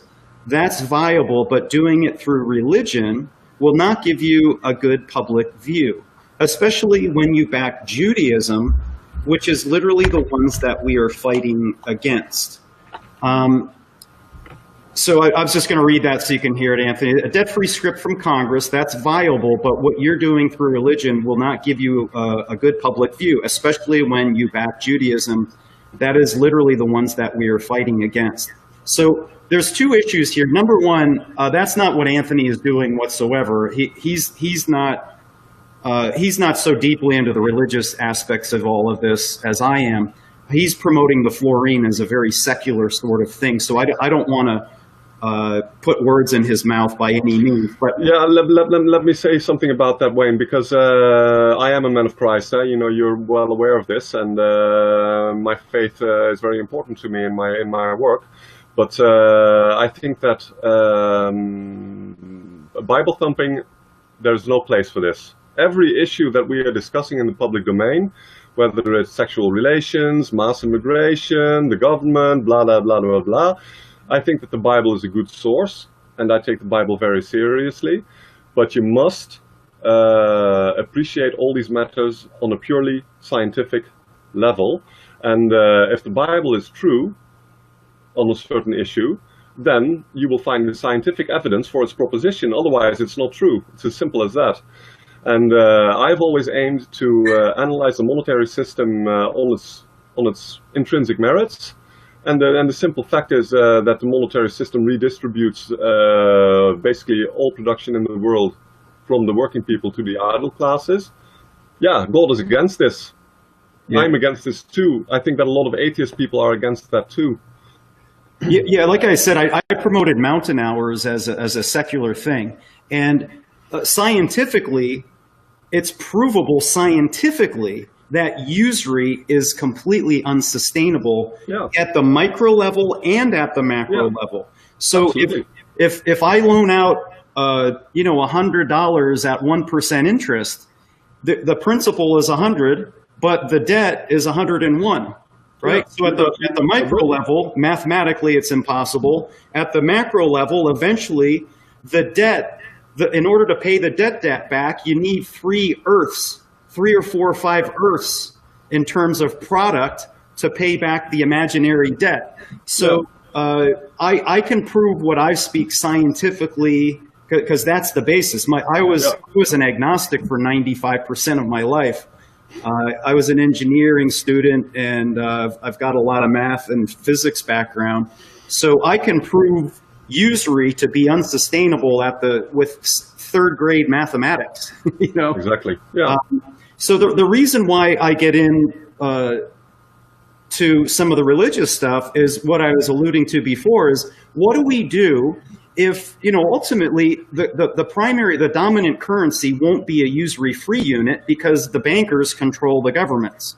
And the only way you can get past that is you need a different government, because what Matt is proposing is that you need a debt-free script from Congress. Well, that relies upon a majority vote from people that have, they never even talk about monetary reform. Show me one congressman, including Ron Paul, that talks about usury. Think of the top congressman in the last 100 years. Name one that talks about Zero. Louis McFadden, all these guys that talk about the Federal Reserve. They never talked about usury. No. Right? That's correct. That's correct. In fact, the reason why I started writing in English basically was because I'm a huge admirer of the American spirit and American populism. I'm not talking about the modern populism, although I'm very sympathetic to that as well, but I'm talking about the American populism from the 19th century, which was heavily against the monotrust, which was really directed against international bankers, because American history is really about the struggle of the people escaping Europe, escaping the banker tyranny, and trying to find freedom in the United States. And for some time they were successful, of course. And this American spirit of the fight against the international bankers is really incredibly important for us, for all humanity. But the populists never pointed at usury as a core issue in the monetary system. They only talked about scarce money, because the United States was running on a gold standard, which was very detrimental to the people, even though the economy was growing quickly in the 19th century. But this was not because of the gold standard, as libertarians are wont to say. This was simply because America was an empty country, because all the natives had died because of the smallpox, etc. So whether we like it or not, America was an empty country which was being colonized by millions of people, and they had 10 million square kilometers. That's something like 3 times Europe or something like that. And they had it all for themselves, and obviously with such a huge windfall, there's going to be economic growth. And this is what caused the economic growth in the 19th century. It was not capitalism, as people say, or the gold standard. Absolutely not the case. There was this first exploitation of newfound American wealth, and this led to high living standards. Then in 1913, capitalism, with the Federal Reserve Act, the end game of capitalism basically came into effect. And from that point on, you were seeing that in 1913, actually, the United States for the first time was the richest country in the world per capita also. So that's very symbolic that exactly in that year the Federal Reserve started, and that is when basically also the decline of America started, because that's when the Federal Reserve and the banking cartel started to concentrate all the wealth that was created in the 19th century into ever fewer hands, and that is the process that we've been seeing over the last decades, and which is now coming in its end game basically, because we're very close to the end. Yeah, right now, there's been some talk about Trump changing, ending the Fed and going on to a gold standard. And Matt made a comment here. China controls all the gold. They have the gold standard. So why would we want to give China the world power and the gold standard? So, we talk about this just in the same way that England used to be the world reserve currency at one point. The U.S. started it in like 45 or 47 or whatever it was. I forget the name of it. But anyway, Bretton Woods. Eventually, they'll move that again. And potentially, if they did go to a gold standard and do they'll call it a jubilee. Do you know what I mean? Yeah. That's the way it is. Yeah, you can count on that. And they'll make it very, very painful. It'll be the most painful thing that ever occurs. Yeah. And they'll make money. So there'll be so much famine and starvation on the bankers' jubilee that it'll be unbelievably painful. And they'll use gold and silver to do that. Can you talk about that scarce money solution? Yeah. I call it the inflation versus deflation dialectic, because with all these dialectic, the bankers own both. So what they do is during inflations, they print all the money, and they own the inflation side of the dialectic. And for instance, with what we have now, with the Fed printing money, etc. So and then the bankers are saying, "Oh, gold is a barbarous relic," blah blah blah blah, and because double speak and lying is like breathing for these people. It's completely automatic. So they call it a barbarous relic, and they suppress it, and they create conspiracies. Gold suppression is very real, and their own biggest banks have been involved in it: Deutsche Bank and Morgan Stanley, and of course the Fed itself. have been suppressing gold for years, and so then everybody thinks, oh, the bankers hate gold, so it's probably going to be good, because people have a short memory. You know, if you look a little further back in the line, you'll see that the bankers have been just in the 20th century. Actually, the bankers switched between gold and credit at least 3 or 4 times. In 1914, Britain was on a gold standard, and they ditched the gold standard because they needed more abundant money to finance the First World War. Then in 1925, Winston Churchill brought the British Empire back on the gold standard. And our friend John Maynard Keynes actually wrote a little booklet called The Economic Consequences of Mr. Winston Churchill, because he predicted the Great Depression that was indeed created with the gold standard, which is obviously not a very popular talking point with the libertarians, because John Maynard Keynes was right about something, actually. And then in the 30s, of course, there was a huge depression going on, and people were getting slaughtered by scarce money, because the depression is scarce money. That is what a depression is. And so they had to ditch the gold standard again, and they did this in different years. In Germany, they did it in 1930 or so, and I think the French left in 1935 or so. But during the 30s, most European nations, and also the Americans, left the gold standard, especially after the war started, because then again, they needed huge amounts of money, of course, to finance this war. And then after the World War ended, they installed Bretton Woods, and this was another form of a gold standard in which only the US dollar was convertible, but all other units were convertible to US dollars. So this was an indirect gold standard, which lasted until 1972.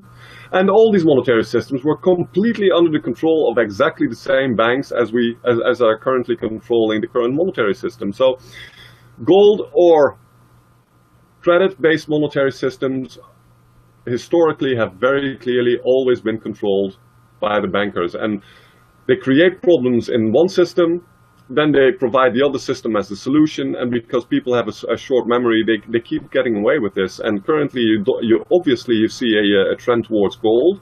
You have Austrian economics in the United States and the liberty movement which promotes gold. I love many of these guys, don't get me wrong. I love a great many of the commentators in the liberty movement. I've learned a lot of them in the past also. But I think they're very wrong in their monetary analyses of gold and Bitcoin. And I do think they should know better, actually. But apparently they don't, and they keep plugging this gold stuff. And I do promote gold as a hedge for people who have some excess cash. Because if you have money in the bank, it's not safe there. Okay? If people have money in the bank, they're basically being buffoons, because they will get robbed. The next bailout, there is not going to be a bailout of depositors in the next round of the crunch. Let me be very clear about this. The bankers themselves and the governments themselves have all written in their own policy papers that they will not again bail out depositors. Depositors will have to pay when the banks go bust next time. So putting money in the bank is not safe, and it's not bad to have a few gold coins on the side if you have money left over, because let's face it, 80% of Americans, the vast majority of Americans, live paycheck to paycheck, so to them it's no concern at all. They simply don't have savings. So but gold is a good hedge. Private, if you have some money in the bank, you can better buy some gold, and it's probably safer. But as a monetary system, it's pure poison, and what you usually see with the gold standard is strong deflations and scarce money, leading to a huge redistribution of wealth from the working people to the idle classes. All right, I wanted to get into, Matt had a lending question. So it's not a precise thing, but anyways, it was getting to the point about the $100. It said, would you loan me your last $100 to get the principal pack? Doubt it. You have to have an incentive to loan out your money. Let me say that, it's very conflated, because number one, we're talking about Federal Reserve notes. So within your system, what is your incentive to loan money out? Within the Florijn? Let me put it this way. We don't lend anything. The bank does not lend anything. We create money. That is what a bank does, and that is what we do. And this money creation is a very simple bookkeeping operation. I wish I could show. I've been wanting to create something to make this more visible, because I do notice that people don't really get this, and it's so very important. I think when I created the chicken note, basically an IOU is a usury-free loan. Yeah, for right? Sure. So yeah. one barter equals 2 IOUs. So if you and I agree to make a trade, if you have an internet stream, say, okay, Anthony, you went on my stream. I want to trade you. I'll go on your net show or whatever, right? So we shake on it, or we make a verbal agreement. I owe you. I've committed to you to do something, just like you did something for me. We trade those IOUs, but like you say, well, I'm not. If you said to me, I'm not set up to do it right now. How about, can I redeem this IOU later? And I go, yeah. Well, that's a usury-free loan, right? That's the way it is, Wayne. Absolutely. And in a monetary system, in a solid monetary system, what we're moving towards is, you have on the one hand you have the debtor and the creditor. The debtor is the one who promises to pay, and the creditor says credo, and credo is Latin for I believe, and this is what creates. This is what the etymological source of the word credit is. So credit means it comes from credo, I believe. So the debtor says, I promise to pay, and the community, which is the creditor in our system, and in any decent monetary system, says credo, we believe. So that is the handshake between two parties in money creation. The one that goes into debt, and the community which allows this person to go into debt because they believe the promise to pay. Either because they know this guy and they know this good for his word, or because he offers up some collateral, which is going to be the norm in the future also. Yeah, like it's basically the promissory note when you go to a bank to get a mortgage. That piece of paper, that mortgage or the promissory note, has no value until a flesh and blood human being signs it. Yeah. And what the bankers are doing is they are monetizing our signature when we should be monetizing our own signature. Yeah. The very same way that a restaurant can issue a gift certificate. The gift certificate has no value until a flesh and blood human being signs the piece of paper, and then the libertarians go, "Oh, they're making money. It's backed by nothing." Yes, it is. It's backed by the produce of the restaurant. So that same thing works with frequent flyer miles, coupons, tickets to football games. All of those are producer-issued IOUs. A promissory note, when you do a mortgage, is a producer-issued IOU. And the way the banker, and what they're doing, that promissory note is exchanged for the new issuance of $100,000. Yeah. Well, there's no reason why that same signature couldn't have just created the $100,000 in the first place. Absolutely. Without using a banker whatsoever.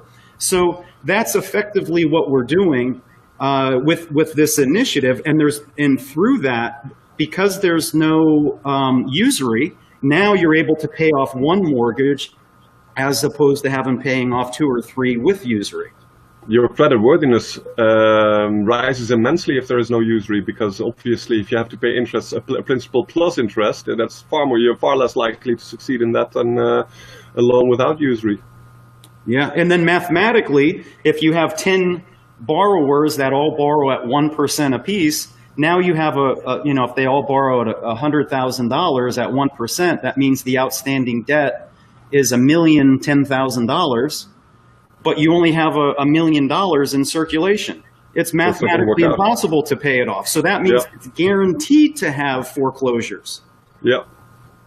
So this is all simple math. But I would like to add a few other ingredients to the answer of Matt's question, because his question is very important. Huh? I mean, reiterating, would you loan me your last $100 to just get the principal back? Doubt it, he says. You have to have an incentive to loan out your money. But there are two things I would like to, besides what we have just been discussing, that there is no money being lent because we are creating it with bookkeeping credit. But there are two other issues that are very important in this, because this is a misconception that Matt has. Because I would answer to him, if he asks me, will you lend me your last $100? I would say to him, I will lend you interest-free if you lend me interest-free. That's a very important thing, because what we're doing now is, because Matt is right, because most people won't lend their last $100 to their brother in need. They won't. They will say, well, what are you going to give me? Or I don't trust you to pay it back. So this no that people get when they ask for a loan, this is what sets us up for our slavery to the bankers. Because we all say no to each other. This is why a banker can exist, because he exploits this no that we give each other. So if we would understand, the banker says yes. Yeah, the banker says yes if you pay me 5%. And we must understand that we set ourselves up for this nasty business by saying no to each other. This is very important to understand. Unfortunately, in this day and age of egotism, etc., that is not realistic. And you must be realistic, and this is nice philosophy, but it's not going to work out. But if you actually understand the predicament, namely that if we say no to each other, that we relegate each other to the bank, then you can start mending your thinking, you know. Then you can start thinking, well, maybe it's not so smart of me to say no to him, because if I say no to him, he will say no to me.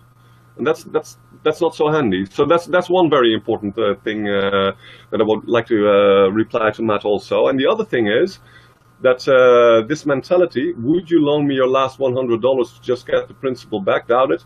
You need to have an incentive to loan. This is the creditor's mentality. And the creditor mind controls us with his mentality. But what the hell do I care about the rights and the thoughts of creditors? I'm not a creditor.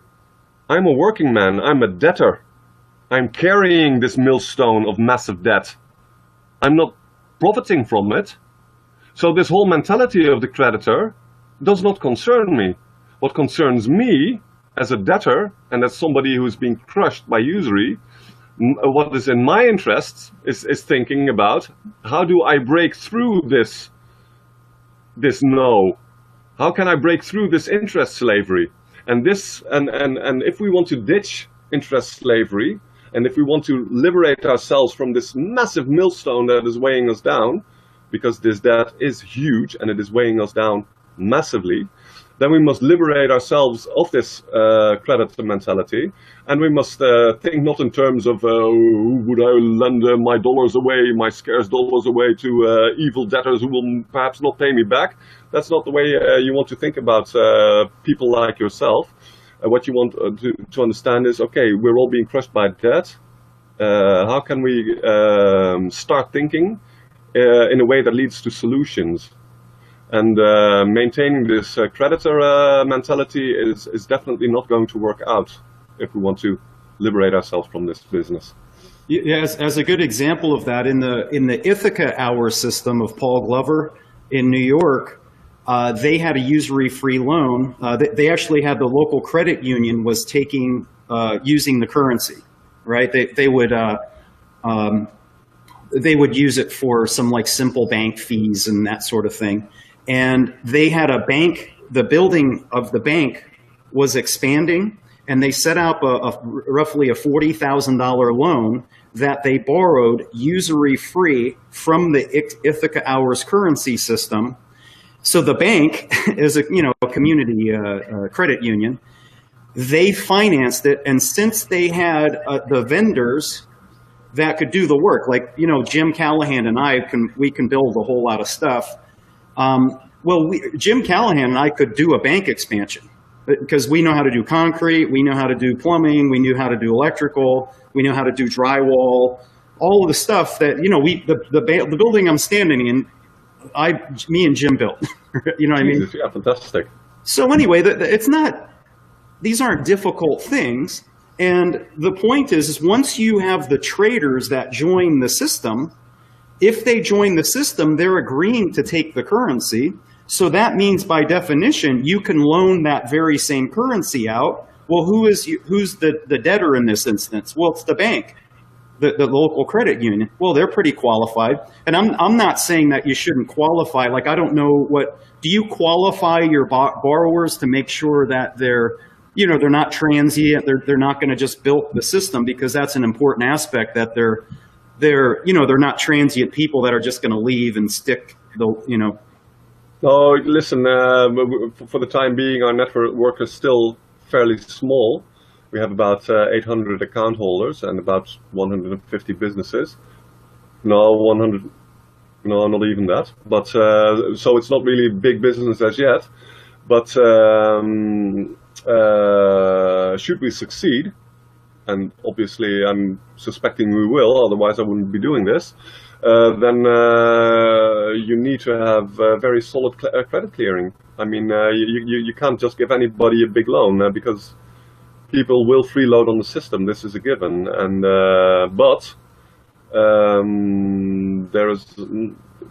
you will have freeloaders, but banking could not exist if the default of people was to default.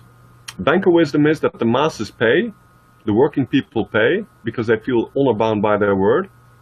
This is banker wisdom now. And the rich will strategically default. Yeah.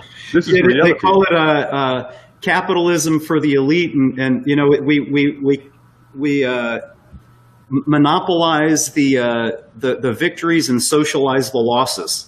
Yeah, exactly. That's another example of it. But the rich are known because the rich are scumbags. People tend to idolize the rich, but research shows that they're all unempathic bastards who would steal a child's last bit of candy if they could get away with it. And this is why they're rich, and they're not pleasant people. And so if they can have an opportunity to stiff somebody to make a few bucks, then that is what they will do. But the common people tend to pay, and the default rate in the banking industry is not much higher than about 2%. And online trading has also shown how benevolent people basically are in trading, because you have these things like eBay and online trading platforms, and in Holland we have Marketplace. It's called Marktplaats in Dutch, but that is Marketplace in English. And that was a huge site here in Holland. It's been taken over by eBay now. But and the concern was, when this platform launched, was okay, now people are just going to trade without the middleman, without any oversight. It's going to be a bloody mess. But it transpired that all the common people that were trading and doing quite substantial trades on occasion, they just show up and they pay. That's what they do.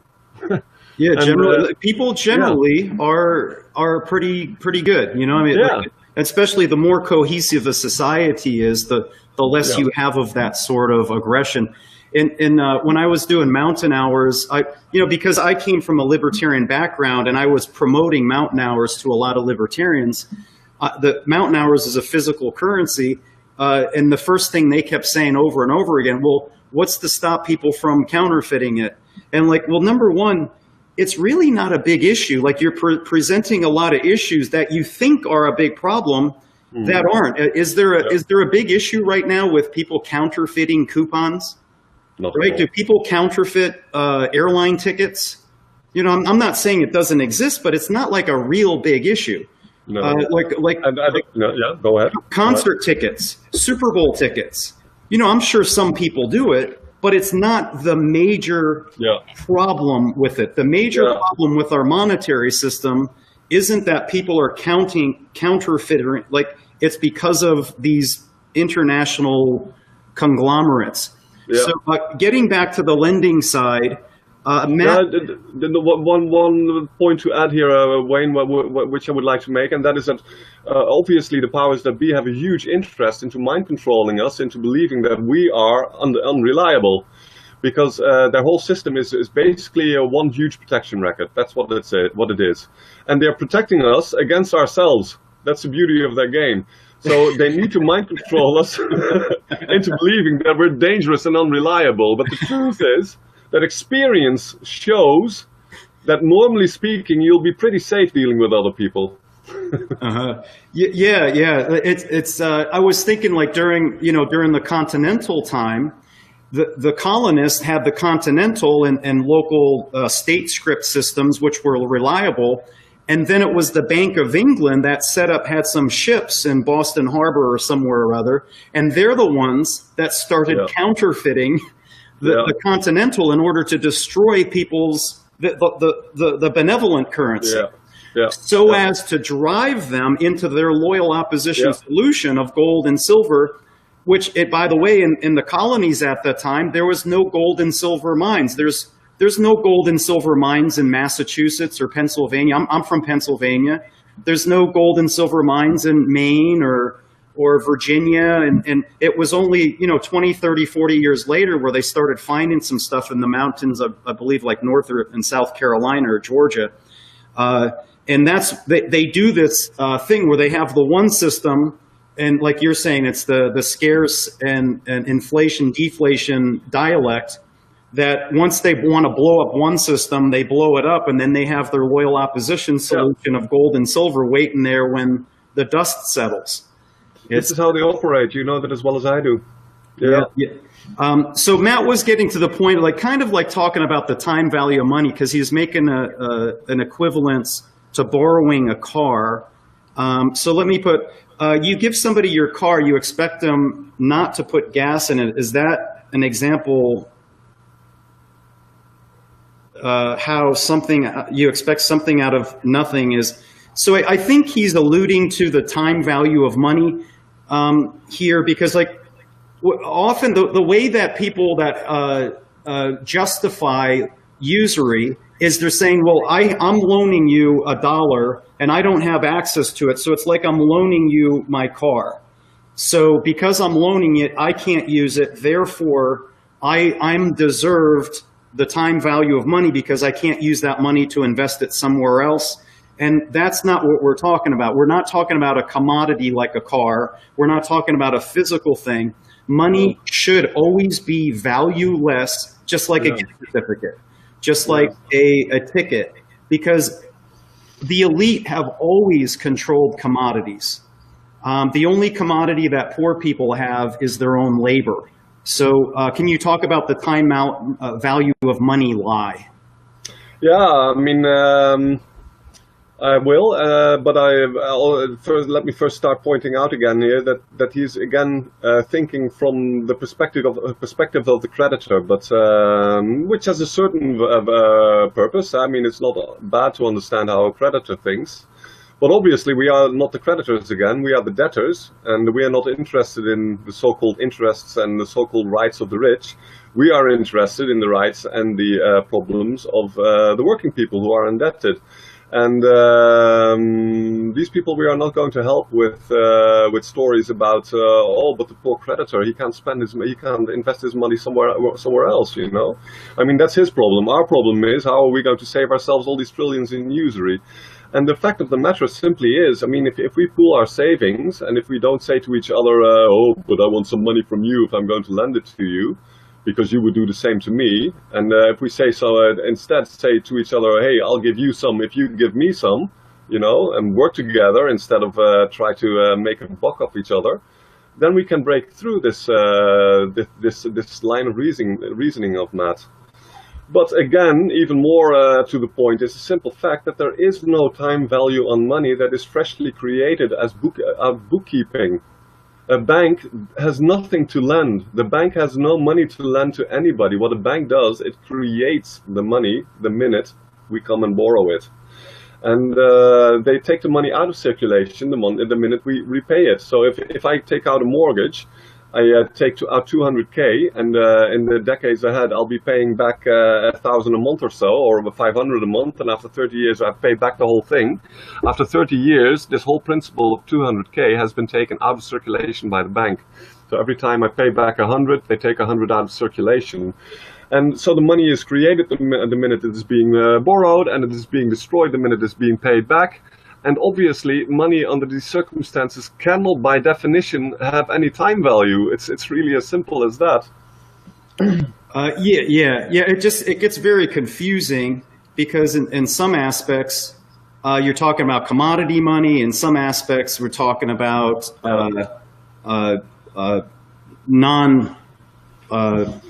tangential money. Yeah, that is confusing indeed. And you have this famous quote by one of these banksters, J.P. Morgan, who says, only gold is money and all the rest is credit.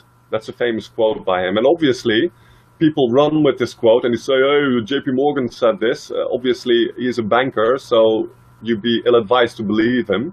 We don't take anything from bankers as truth, and this also is pure bullshit. Bankers look at money as a store of value first and a means of exchange second, and that is because their whole way of thinking is upside down because they are the creditors, so they have a different line of thinking. But for a real economist, for a usury-free economist like myself, like ourselves here, Wayne, money is a means of exchange, and it is not a store of value. It is also not a store of value. The function of money is it's a means of exchange, full stop. Yeah. To innovate barter. The only function of money is to facilitate exchange. That's why money exists. Yeah, it was never intended as a store of value, and it was also never intended to have any value in itself. Mm-hmm. Real money is valueless. Its only purpose is to exchange stuff that does have value, like your labor, like the products we create, services we create. That is the stuff that has actual value.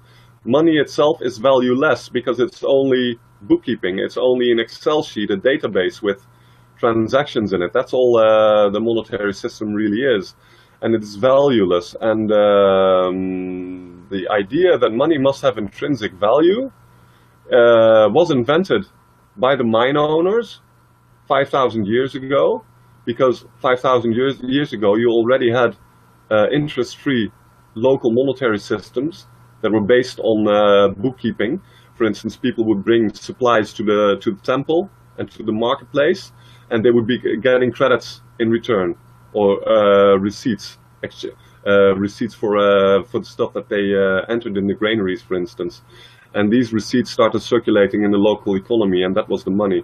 Because with these receipts, you could go back any time into the granary and take out some grain, which was the underlying value for the. And this is what the monetary system used to be based on, and it was the bankers who at some point started polluting our understanding of money and started to say that money must have value. And why? Because they own the mines. Yeah, it's like me saying, if I own all the land where the coconut trees are, and I said, you know, we should make the money system based on coconuts. Yeah, exactly.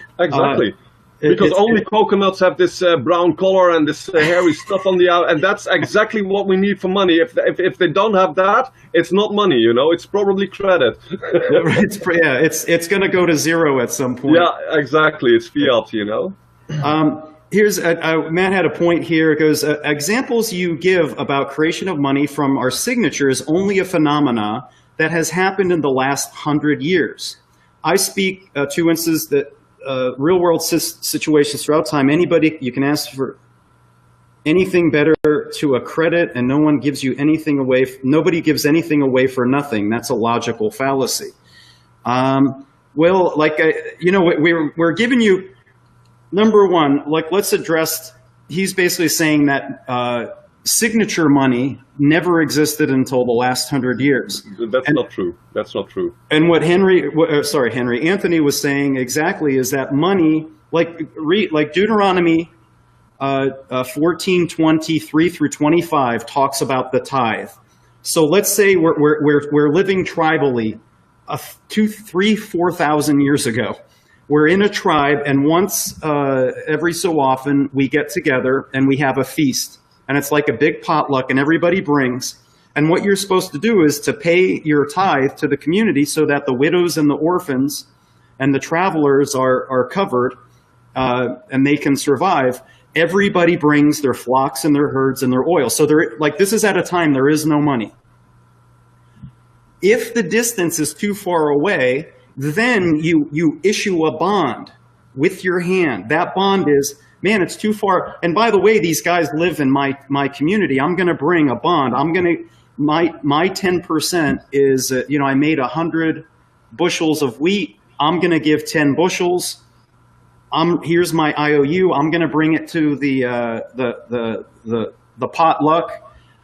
I am going to give that IOU, so nobody thinks I'm a freeloader. I'm going to give that over to the judge so that he has these assets that he can distribute. He knows who the poor and the widows and orphans are. He then distributes to the needy. And it's through this mechanism where you don't have money, or it's signature money of an IOU, or, by the way, one barter equals 2 IOUs. Those 2 IOUs are money. That is thousands and thousands at barter. How old is barter? So whether I formally write that down as an IOU as a gift certificate, we're just trading gift certificates. That's all barter is the trading of gift certificates. So if with respect to the lending, he's getting back to the point, nobody will loan money without some incentive. And that's just not the case, because that's what an IOU is. Yeah. An IOU is like, yeah, I trust you. You're going to pay me back at some point in the future. Whenever I bring that IOU to you, I'm not getting it right now. So you owe me value. I have an IOU for the 10 bushels of wheat.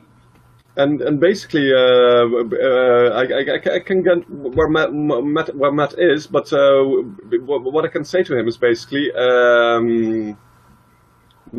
Matt says nobody gives something away for nothing. You want something back. What you get back for relinquishing your rights to usury is what you get back for relinquishing this claim is simply the right to interest-free credit for yourself. Because this is the conundrum. If Matt is saying, I won't give you money because you won't give me some, then of course we're stuck and we're relegated to go to a bank. But if I say to Matt, listen, I'll give you some, if you give me some, then we won't need the bank anymore. Yeah, and that's where you see freely without expecting nothing in return. Yeah, this is a commandment from Jesus himself, and it's in Luke, I think 6:23 or 25 or something like that. Yeah, a very crucial one. But this is but the question is, the underlying question is, are you alone? Do you live for yourself? Is your partaking in the monetary system something that is purely individual? Or are we together? Do we have similar interests, similar problems? And is the monetary system an interplay between all the different actors? And if you are in the I'm alone camp, you think like Matt does, and that is how everybody thinks. It's not about Matt here. I mean, what Matt is saying is what everybody brings in. These are the normal arguments that you hear against interest-free economics. But the underlying proposition is that we are alone, that every man stands for himself, etc., etc. And that is what leads to this reasoning. And this is also the wolfish mentality of the creditor. But if you realize that you have brethren who have the same problems, namely that they are slaves to the bank, then you can start thinking, listen, we probably have common interests. And one of the common interests is that it is in my interest that if I ask you for an interest-free loan that you say yes, and it is in your interest that if you ask me for an interest-free loan that I say yes. And if there's this understanding, then we can create a monetary system that does not even involve private lending, because in the monetary systems that we are promoting, Wayne, nobody of the participants has to surrender anything. It's all bookkeeping. It's all done by the central organization, which is just serving the people by keeping score of what transactions are going on in the economy, in the local community. Then you can organize a monetary system that does justice to the fact that we are indeed people with very similar interests, very similar problems, and that we need to work a little together. And one of the ways that we work together is saying, okay, I'll forego on this usury on loans that I give to you, as long as you do the same for me. Yeah, money is it's a social contract for a society, and money aside, in a tribal society, what we're saying is, I'm willing to bear my brother's burdens if he's willing to borrow mine, because that's the society that I want my children to grow up in. Yeah. Because if we don't make a mental change in this selfish, capitalism, rugged individualism, that goes only so far. Yeah, and by the way, I'm not promoting any sort of forced communism or anything. It's more of like a voluntary communalism. That's what the apostles were doing. The apostles sold their stuff and they shared it among themselves, being their brother's keepers. Like, this is all in the book of Acts. Like, they were communists, but not Bolsheviks. This was done voluntarily. They did these things. They were being obedient to a social contract where they voluntarily agreed to be governed. They didn't force it on any other people. They didn't kill anybody, but it was a tribal way of living. Think of the American Indians or First Nation people in Hawaii from 200-300. Can anybody say that the First Nation people from 200 years ago, before contact with the Europeans, that they've benefited from capitalism?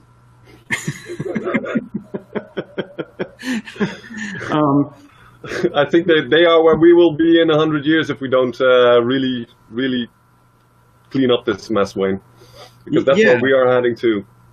Yeah, it's just so destructive. Matt makes a comment about Jesus in the temple, saying Jesus was pissed off that the usurers charged a temple tax, and it had nothing to do with usury. So he's making the point. I've talked about this a million times, that it was only about the monopoly over money. It's about the monopoly over the money. One, it was also that they were freely marketing. You're not allowed to buy and sell in the temple about having a market at all. Jesus is not a free marketer. And number three, in the parable of the talents, Jesus condemns the usurers because they reap without sowing, and the one who didn't invest. So the parable of the talents is a good doctrine, because Jesus promotes investing where there's productive outcomes. So that's what we do. We're pro-investment. Of course. Usury, alternatively, it's gain without the production of anything. Can you talk about that a little bit? Yeah, because usury and money is completely unproductive, of course, and unfortunately the talent parable is often used as a rationale for usury, because Jesus says, listen, you should have put the money into a bank instead of putting it into the ground, because then I would have had a return. But he precedes this by saying, if you really thought that I was that hard of heart, then you should have put the money in the bank. Because then the servant would have been loyal, because he thought his master was a bastard. So obviously a bastard will put money in the bank to gain usury, Yeah. That is what Jesus was saying, and it was absolutely not a defense of usury. It's a complete rejection of usury. Yeah. So that's let me be clear about that. And about this temple tax thing, what happened is that these money changers, they were not money lenders, but they were money changers. But that's all the same thing. Money changers, money lenders, usury and money changing, skimming tricks. I'll talk a little bit about what they were doing.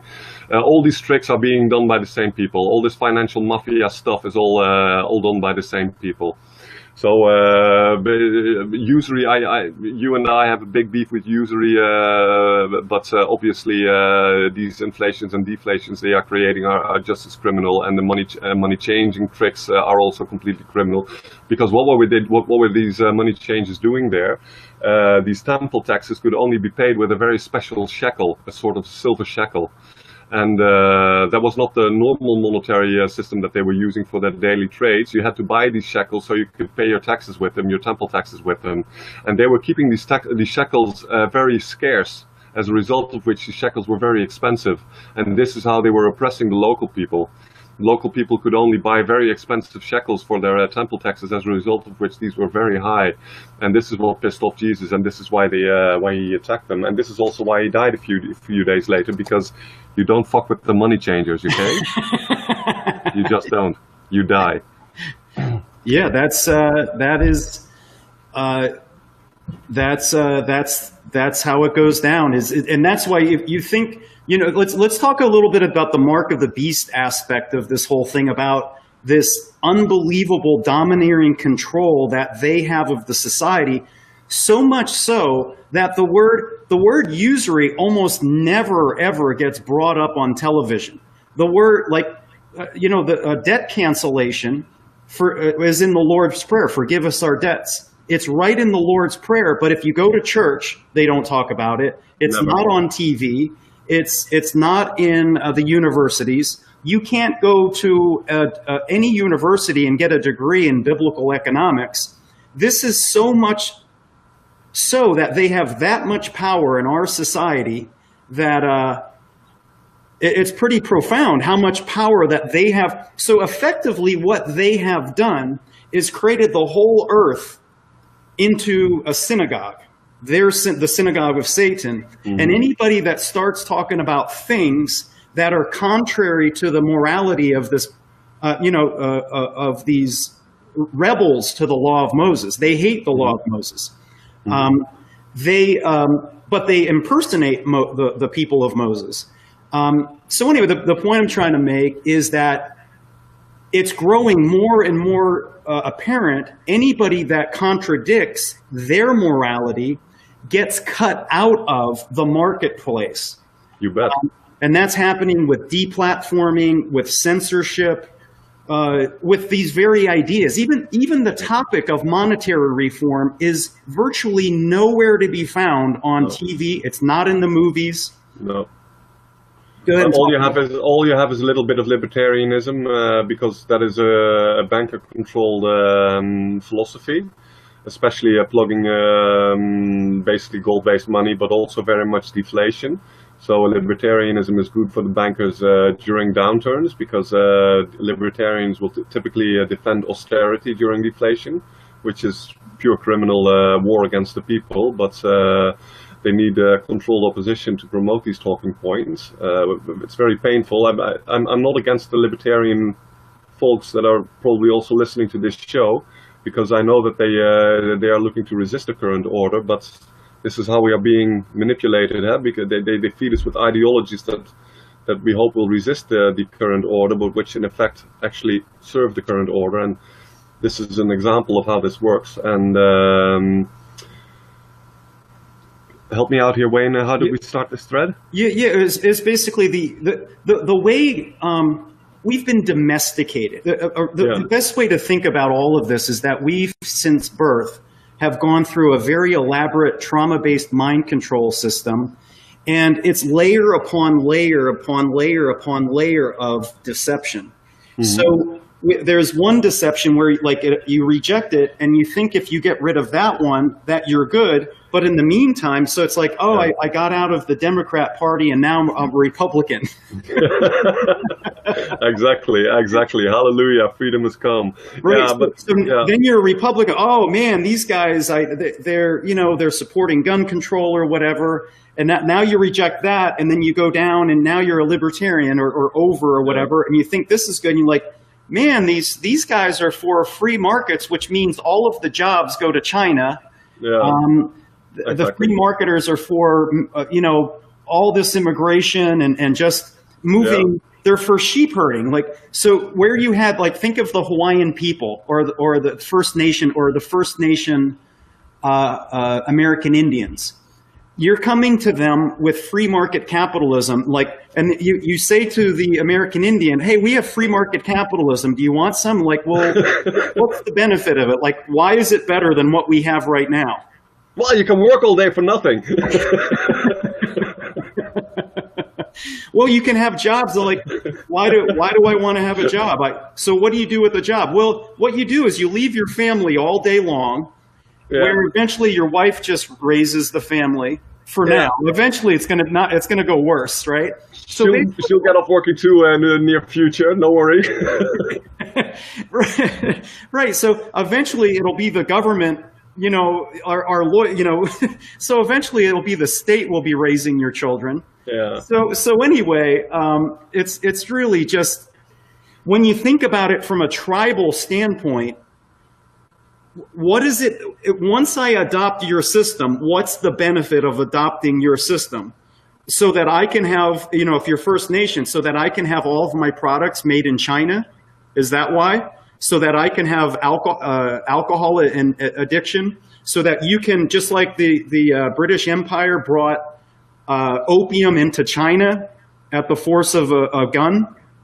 Do you know what I mean, with the opium wars? Yeah, I know exactly what you mean. Have a free market. A free market means you've commoditized everything and we can rent your daughters for sex. That's what a free market means. That's what it's all about, Wayne. And we are being bamboozled with all these bullshit stories, and they don't serve us at all. And yeah, and it's, you know, one of the sad things of being a Westerner is we like to think of all the achievements of Western civilization, but unfortunately over the last few centuries we have been the main purveyors of capitalism, mostly as slaves, but we have also identified with it. And the sad thing is that we are Mordor, and the natural civilizations, the natural societies that we used to have, also in Europe, these were the hobbits. And what Tolkien in the Lord of the Rings describes is simply the ascent of capitalism and modernity, and how it crushes natural living, nature, our social way of being together, and all this money grabbing and technological progress, yada yada yada. It's darkness, and there is no real technological solution to our human problems. This is a typical Luciferian mindset, actually, that our spiritual problems can be solved because our problems are spiritual in nature, and that they can be solved with more technology and with more money and with harder work, etc., etc. But that's all not going to work out, and we think we are civilized and that we are advanced, which is not the case. The kind of complete garbage that people on average believe is really quite astounding, and we live in a very dark age where many people can believe that aborting children has something to do with women's rights, or you know, that sexual liberation is not about controlling your sexual impulses, but about doing whatever the hell pleases you, you know, at the expense of everybody else. And all these insane ideologies that we have been running behind, like also nationalism. People are very happy with nationalism nowadays because it seems better than globalism. But what is very easy to forget is that in 1914 and in 1939, two enormous bloodletting started by heavily nationalist parties, whether it be the National Socialist Democratic Labour Party in Germany, or Mussolini, or the French, or the British, or the Americans. They were all incredibly driven by nationalism, and this blinded them to the truth that they were killing their brothers. And all these insane ideologies of modernity make this really a very dark age. And the idea also, for instance, let's forget the main hoax of all, namely the time value of money. This is announced in modern economics as the main achievement of economics during modernity, the time value of money, and it's called the central tenet of modern economics, the time value of money. Yeah. And it's complete garbage, you know. It's complete garbage of the most moronic kind, but everybody believes in it, and this is why we live in a dark age. And the kind of development that a cultured man had even 100 years ago was way ahead of even people like ourselves, you know, who are pretty on top of things. Try making a Harvard entry exam of the late 19th century. You won't even understand the question, Wayne, let alone be able to answer it. Okay. Yeah. That's because these people, the kind of thinking and education, you can also, when you read old speeches of the 19th and 18th century, if you read in these speeches, the command of the language was just way ahead of anything that you hear in the public domain today. And the grasp of the issues, the grasp of human psychology, of the makeup of the human being, these people were way ahead of us. And we think we have progress and that we are therefore better than the people were a few hundred years back. In many, many, many, many ways, we are far more primitive, and we have degenerated immensely over the last few hundred years. But because we can make a plane, We think we are demigods, but we are barbarians. That's what we really are, and that is why we are dying. The West is not dying because we are doing so well. The West is dying, and it's literally dying, because the West was 33% or so of world pop in 1900, and it's about 8% of world pop nowadays. So the West is dying, and this is not because we are so successful. This is because we are completely and utterly bankrupt on every imaginable level. That's why we die, not because we are good. Yeah, it says in the word, for lack of vision, my people perish. Yeah. But he who keeps the law, happy is he. And keeping the law is the abolition of usury. So it's the going back to the logos that E. Michael Jones talks about quite a bit. Yeah. That's a great line. I mean, logos means word, and you know as well as I do the first few sentences of John. In the beginning there was the word, and the word was with God, and the word was God. That's logos, and The West is going under, all Earth is going under a spiritual death. Our problem is not lack of, it's not lack of land, it's not lack of money or lack of resources. Yah created a perfect hardware. The hardware is perfect. We're corrupted by software issues. And the software can be reprogrammed, and it can be done non-violently. It doesn't, I always make an analogy with changing the money system. It's like having a blood transfusion. We have a poisonous system, and the money itself is the conveyor of the poison. It expands and grows like leaven, and it poisons the whole system. And that the body politic is prostrate on the ground, and the vultures are picking on it because it's so spiritually destructive. We are committing collective suicide because of this poisonous money system. And simply by changing the money system, there's no reason why we can't have unlimited funds for a benevolent entertainment system, a benevolent news system, a benevolent educational system, a benevolent government, because it's the money that finances all of that stuff. He who pays the piper calls the tune, and the money lenders are the ones that are financing all of these destructive industry. The medical industry is destructive, the legal industry, all of our institutions are destructive. It's all poison. Yeah. And by doing expanding Anthony's money system, where you are, how do we, what is necessary in order to create that and bring it to the United States? Like software-wise, like how much would it cost money-wise to, change it over to a dollar-based system and all that sort of thing? Listen, we could create a really fantastic website with the entire monetary system that I've invented with my colleagues implemented in it. And we could start servicing the entire world with basically what could be become a real competitor for Bitcoin as the internet currency. And for basically, let's say just 10 grand, I mean, to be on the safe side. And that would be enough to create this website and have everything, and have a few bob left to start our organization with. So basically, for a crowdfunding initiative, we could start a crowdfunding initiative for about $10,000.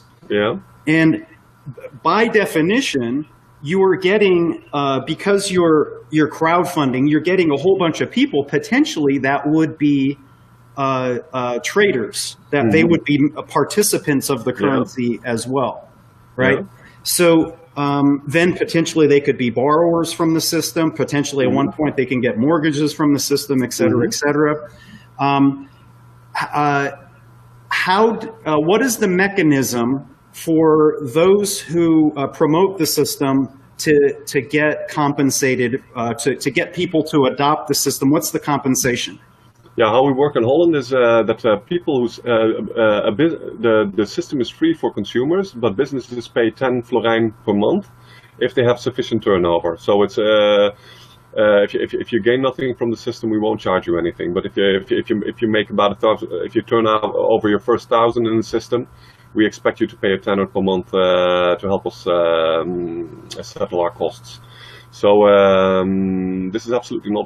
This is a very fair deal, and it comes down to about 120 per year.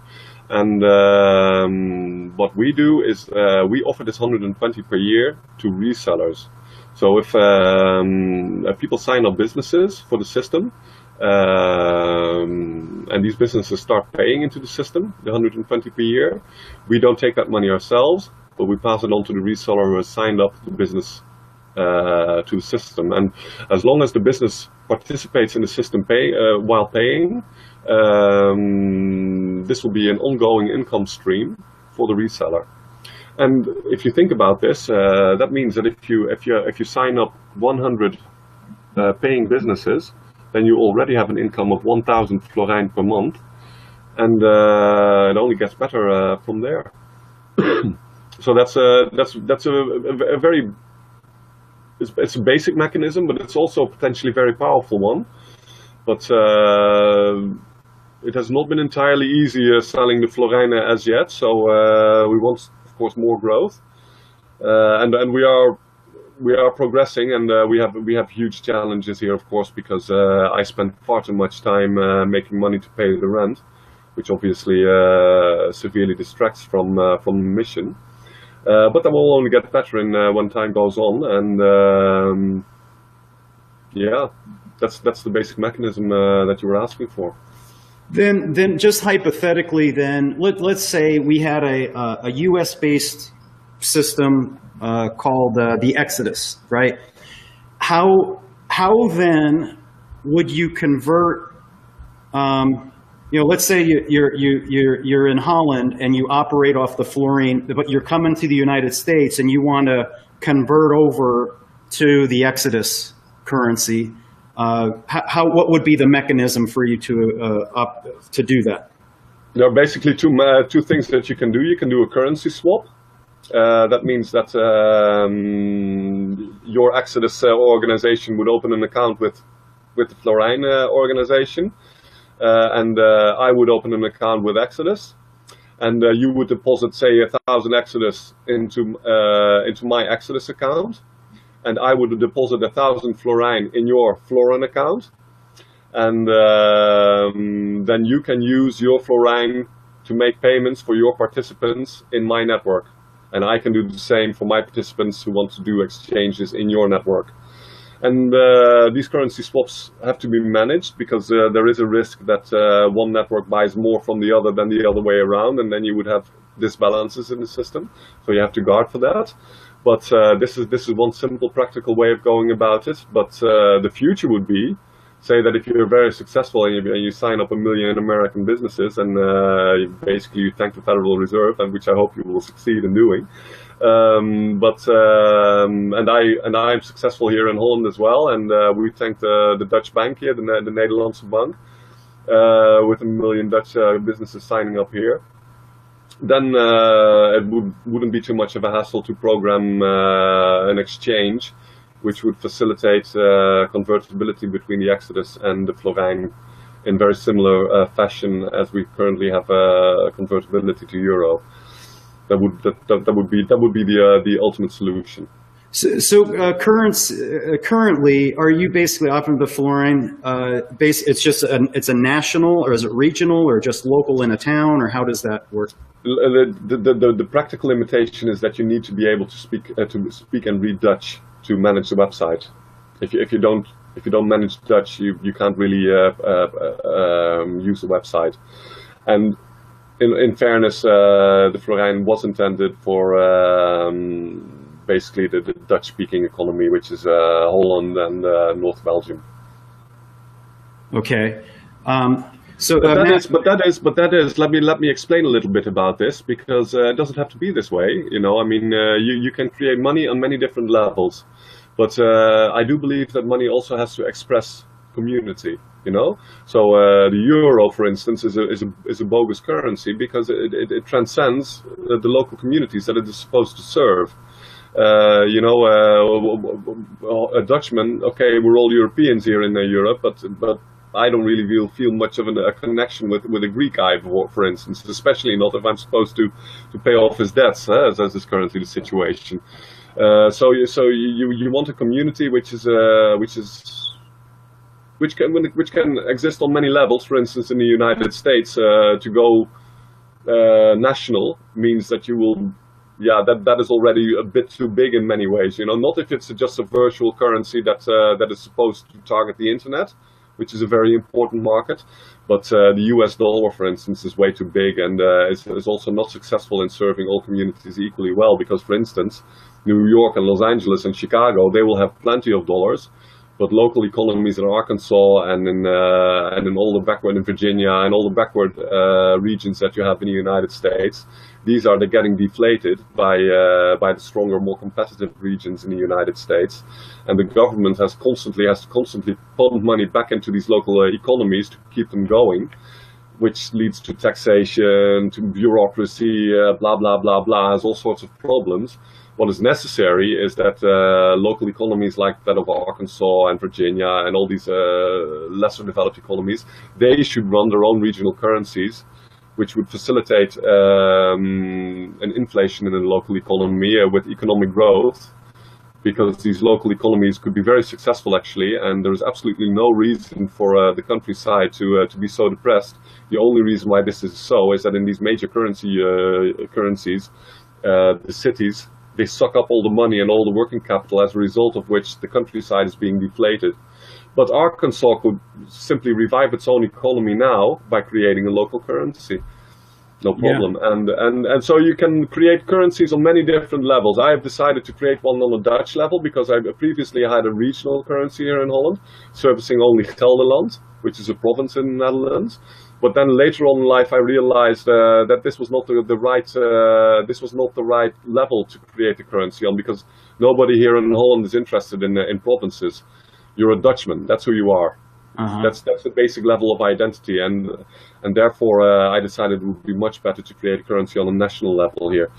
But obviously, everybody in the world who's trying to fathom these questions for himself in his own context must think, what is the right scope for my currency? And these questions are never they're not exact science. Let's put it that way. Yeah, I because when I was thinking this through with Mountain Hours, is ultimately the currency has to be able to provide the things required in order to sustain life. Yeah. So that means that the currency needs to be big enough. And the big methodology where Babylon controls things is through the petroleum economy. Yeah. Because how do you fuel your car? So the big hurdles are tax and fuel. Fuel is big, yeah. Maybe electric, those sorts of things. So I kept thinking, so I was thinking, okay, with electric, I can bypass that monopoly with solar. With food, up in Summit County, we couldn't bypass that monopoly because all of the food's coming down, from the Front Range at 5,000 feet, and we're at 10,000 feet. So you need to have your monetary system somehow or other. You got to have farmers, otherwise you're not self-sufficient, and your currency won't be self-sufficient. It'll be dependent upon some other group of traders. Mm-hmm. So farmers, in Florida. So here in Tampa, on my property itself, we can farm. But then there's going to be some things like, okay, well, how do we get televisions and electronics and all that sort of stuff? And that's all in China. Well, we can start manufacturing that here. There's nothing stopping us. But, whereas as opposed to in Breckenridge, my idea there was to create domes, domed enclosed greenhouses to do it so that you can grow at altitude. So it's all of these problem-solving things that if you start at the end, what do you need at the end? And you need to be able to sustain life. Why do you need to be able to sustain life? Eventually, you need to be able to hire the police and or military, and you need to be able to, because you need to be able to pay taxes, and you need people to be able to do law enforcement. You need to be able to finance a government. and a government that accepts the currency, and they're never going to accept the currency if they can't pay their taxes and sustain life themselves. So the monopolies that the bankers set up is you can't pay your mortgage with a currency other than theirs. So with the Jubilee and debt forgiveness, you wipe out the mortgage. But now you need a new currency, and you need to be able to lend, and your system does that. You can lend. So the existing loans really aren't a problem. We can just wipe them away. And I always viewed it like you want to start to have a vision that will accomplish all of the biggest goals that are imaginable, to have a currency that can do absolutely all. The currency that we have today, meaning the Federal Reserve note, it fulfilled all of the dreams of the Satanists. That one day that they would take over the whole planet and be able to take their mindset of we see their morality promoted in Hollywood, and in which is pedophilia, which is rebellion from the law of Moses. It's the opposite. It's Madison Avenue. It's Disney. It's taking children and turning them into little porn stars, right? That's what Britney and Miley and all that they did, right? So they fulfilled their dreams with their money system. It gave them unlimited funding to promote their morality, perpetual war, perpetual debt, perpetual inflation, and completely take tribally self-sufficient people and get them to war on each other and adopt the morality of their oppressors. That's what we have right now. We've adopted the morality of our oppressors. So similarly, a monetary system, if we start with the mindset of what do we want to do is, well, we want to have perpetual peace. We want to have perpetual bearing of burdens of our brothers. We want to have trust and cohesive societies. We want to have the land where it's not sacred, where some guy like, think of Hawaii, you have Mark Zuckerberg. He came in and bought a whole bunch of land in Hawaii. Meanwhile, the people that are native Hawaiians, they're getting kicked off their land. Why is that? Because of money. Money and money alone. It's not because he's more noble. It's not because he works harder. It's not because he's more moral, money and money alone. So anyway, starting with a money system from scratch as a developer, as an engineer or an architect, we have to be able to sustain life. And it's that currency's ability to sustain life that will enable all of these dreams to be fulfilled, so that our children aren't living this living nightmare that we're living through. Because if we dump it onto our children, like, what kind of parents are we, personally, I believe that the greatest wealth that we will see with a decent monetary system is the incredible decline in working hours, because people just don't get it, how incredibly enslaved they are, I was shocked when I found this out myself years back, but before there was Usury, people worked 10 to 15 weeks per year to feed their entire family. A guy like yourself, like myself, we would work 10, 15 weeks per year. Yeah, you know this, but for the people out there. And that is what we have lost. And if you have to work 40 hours, 50 hours per week, just to make ends meet, because these people that are working like slaves like this, these are not well-off people. These are people that just manage to pay the rent. So what you now have is daycare facilities where children are offered for basically for state supervision. Even if these facilities are commercial or not, doesn't matter. But these are now available 24 hours a day. What kind of life is this? In China, you have parents. They see each other on Saturday with their one child, and then they return back to the factory. And my son just walked in. Speaking of the children, come here, buddy. He's being shy. We're super proud of him. He memorized this whole book called the Little Blue Truck, and he recited the whole thing off of his head last night when I made a video of it. And it was his grandparents are here, so we're real happy. In fact, I got to go. I'm sure you do as well. We've been on, I think, for 3 hours now. Yeah, it should be enough. I think we managed to cover the basics here, Wayne. But I appreciate your time, and I appreciate your efforts on this very important mission. Matt Leffler, thank you for your comments, and Karen Schreier. And any final words for the yellow vest people, for the people protesting in the streets? Yeah, I mean, go for it. Take your money out of the bank and tell the French to take their money out of the bank, and think about this interview, think about Usury and what we need for the future. And more power to you people, and I'm pretty sure that that a movement that starts taking on the banks will go places, and I'm very grateful for the Gilets Jaunes, and I bought one at the first opportunity that I had, Wayne, and they make me very very proud and happy that they are calling for this bank boycott. They really do. Yeah, all right, go yellow vesters. And I don't want to be a Marxist fist here, but still, more power to the people, and I'm elated to have been able to talk to you for a few hours, Wayne. You know I'm your biggest fan, and I hope we will be able to do this again soon, and say hello to your beautiful family. All right, everybody check out Anthony's Florijn, the usury-free currency. It's convertible, it's usury-free, and what's the other thing? There's 3. Well, it's just great, you know. It's just the best money there is. Yeah. Check it out. Thanks, Anthony. Thanks for spending the time. See you later. Yeah, take care, Wayne.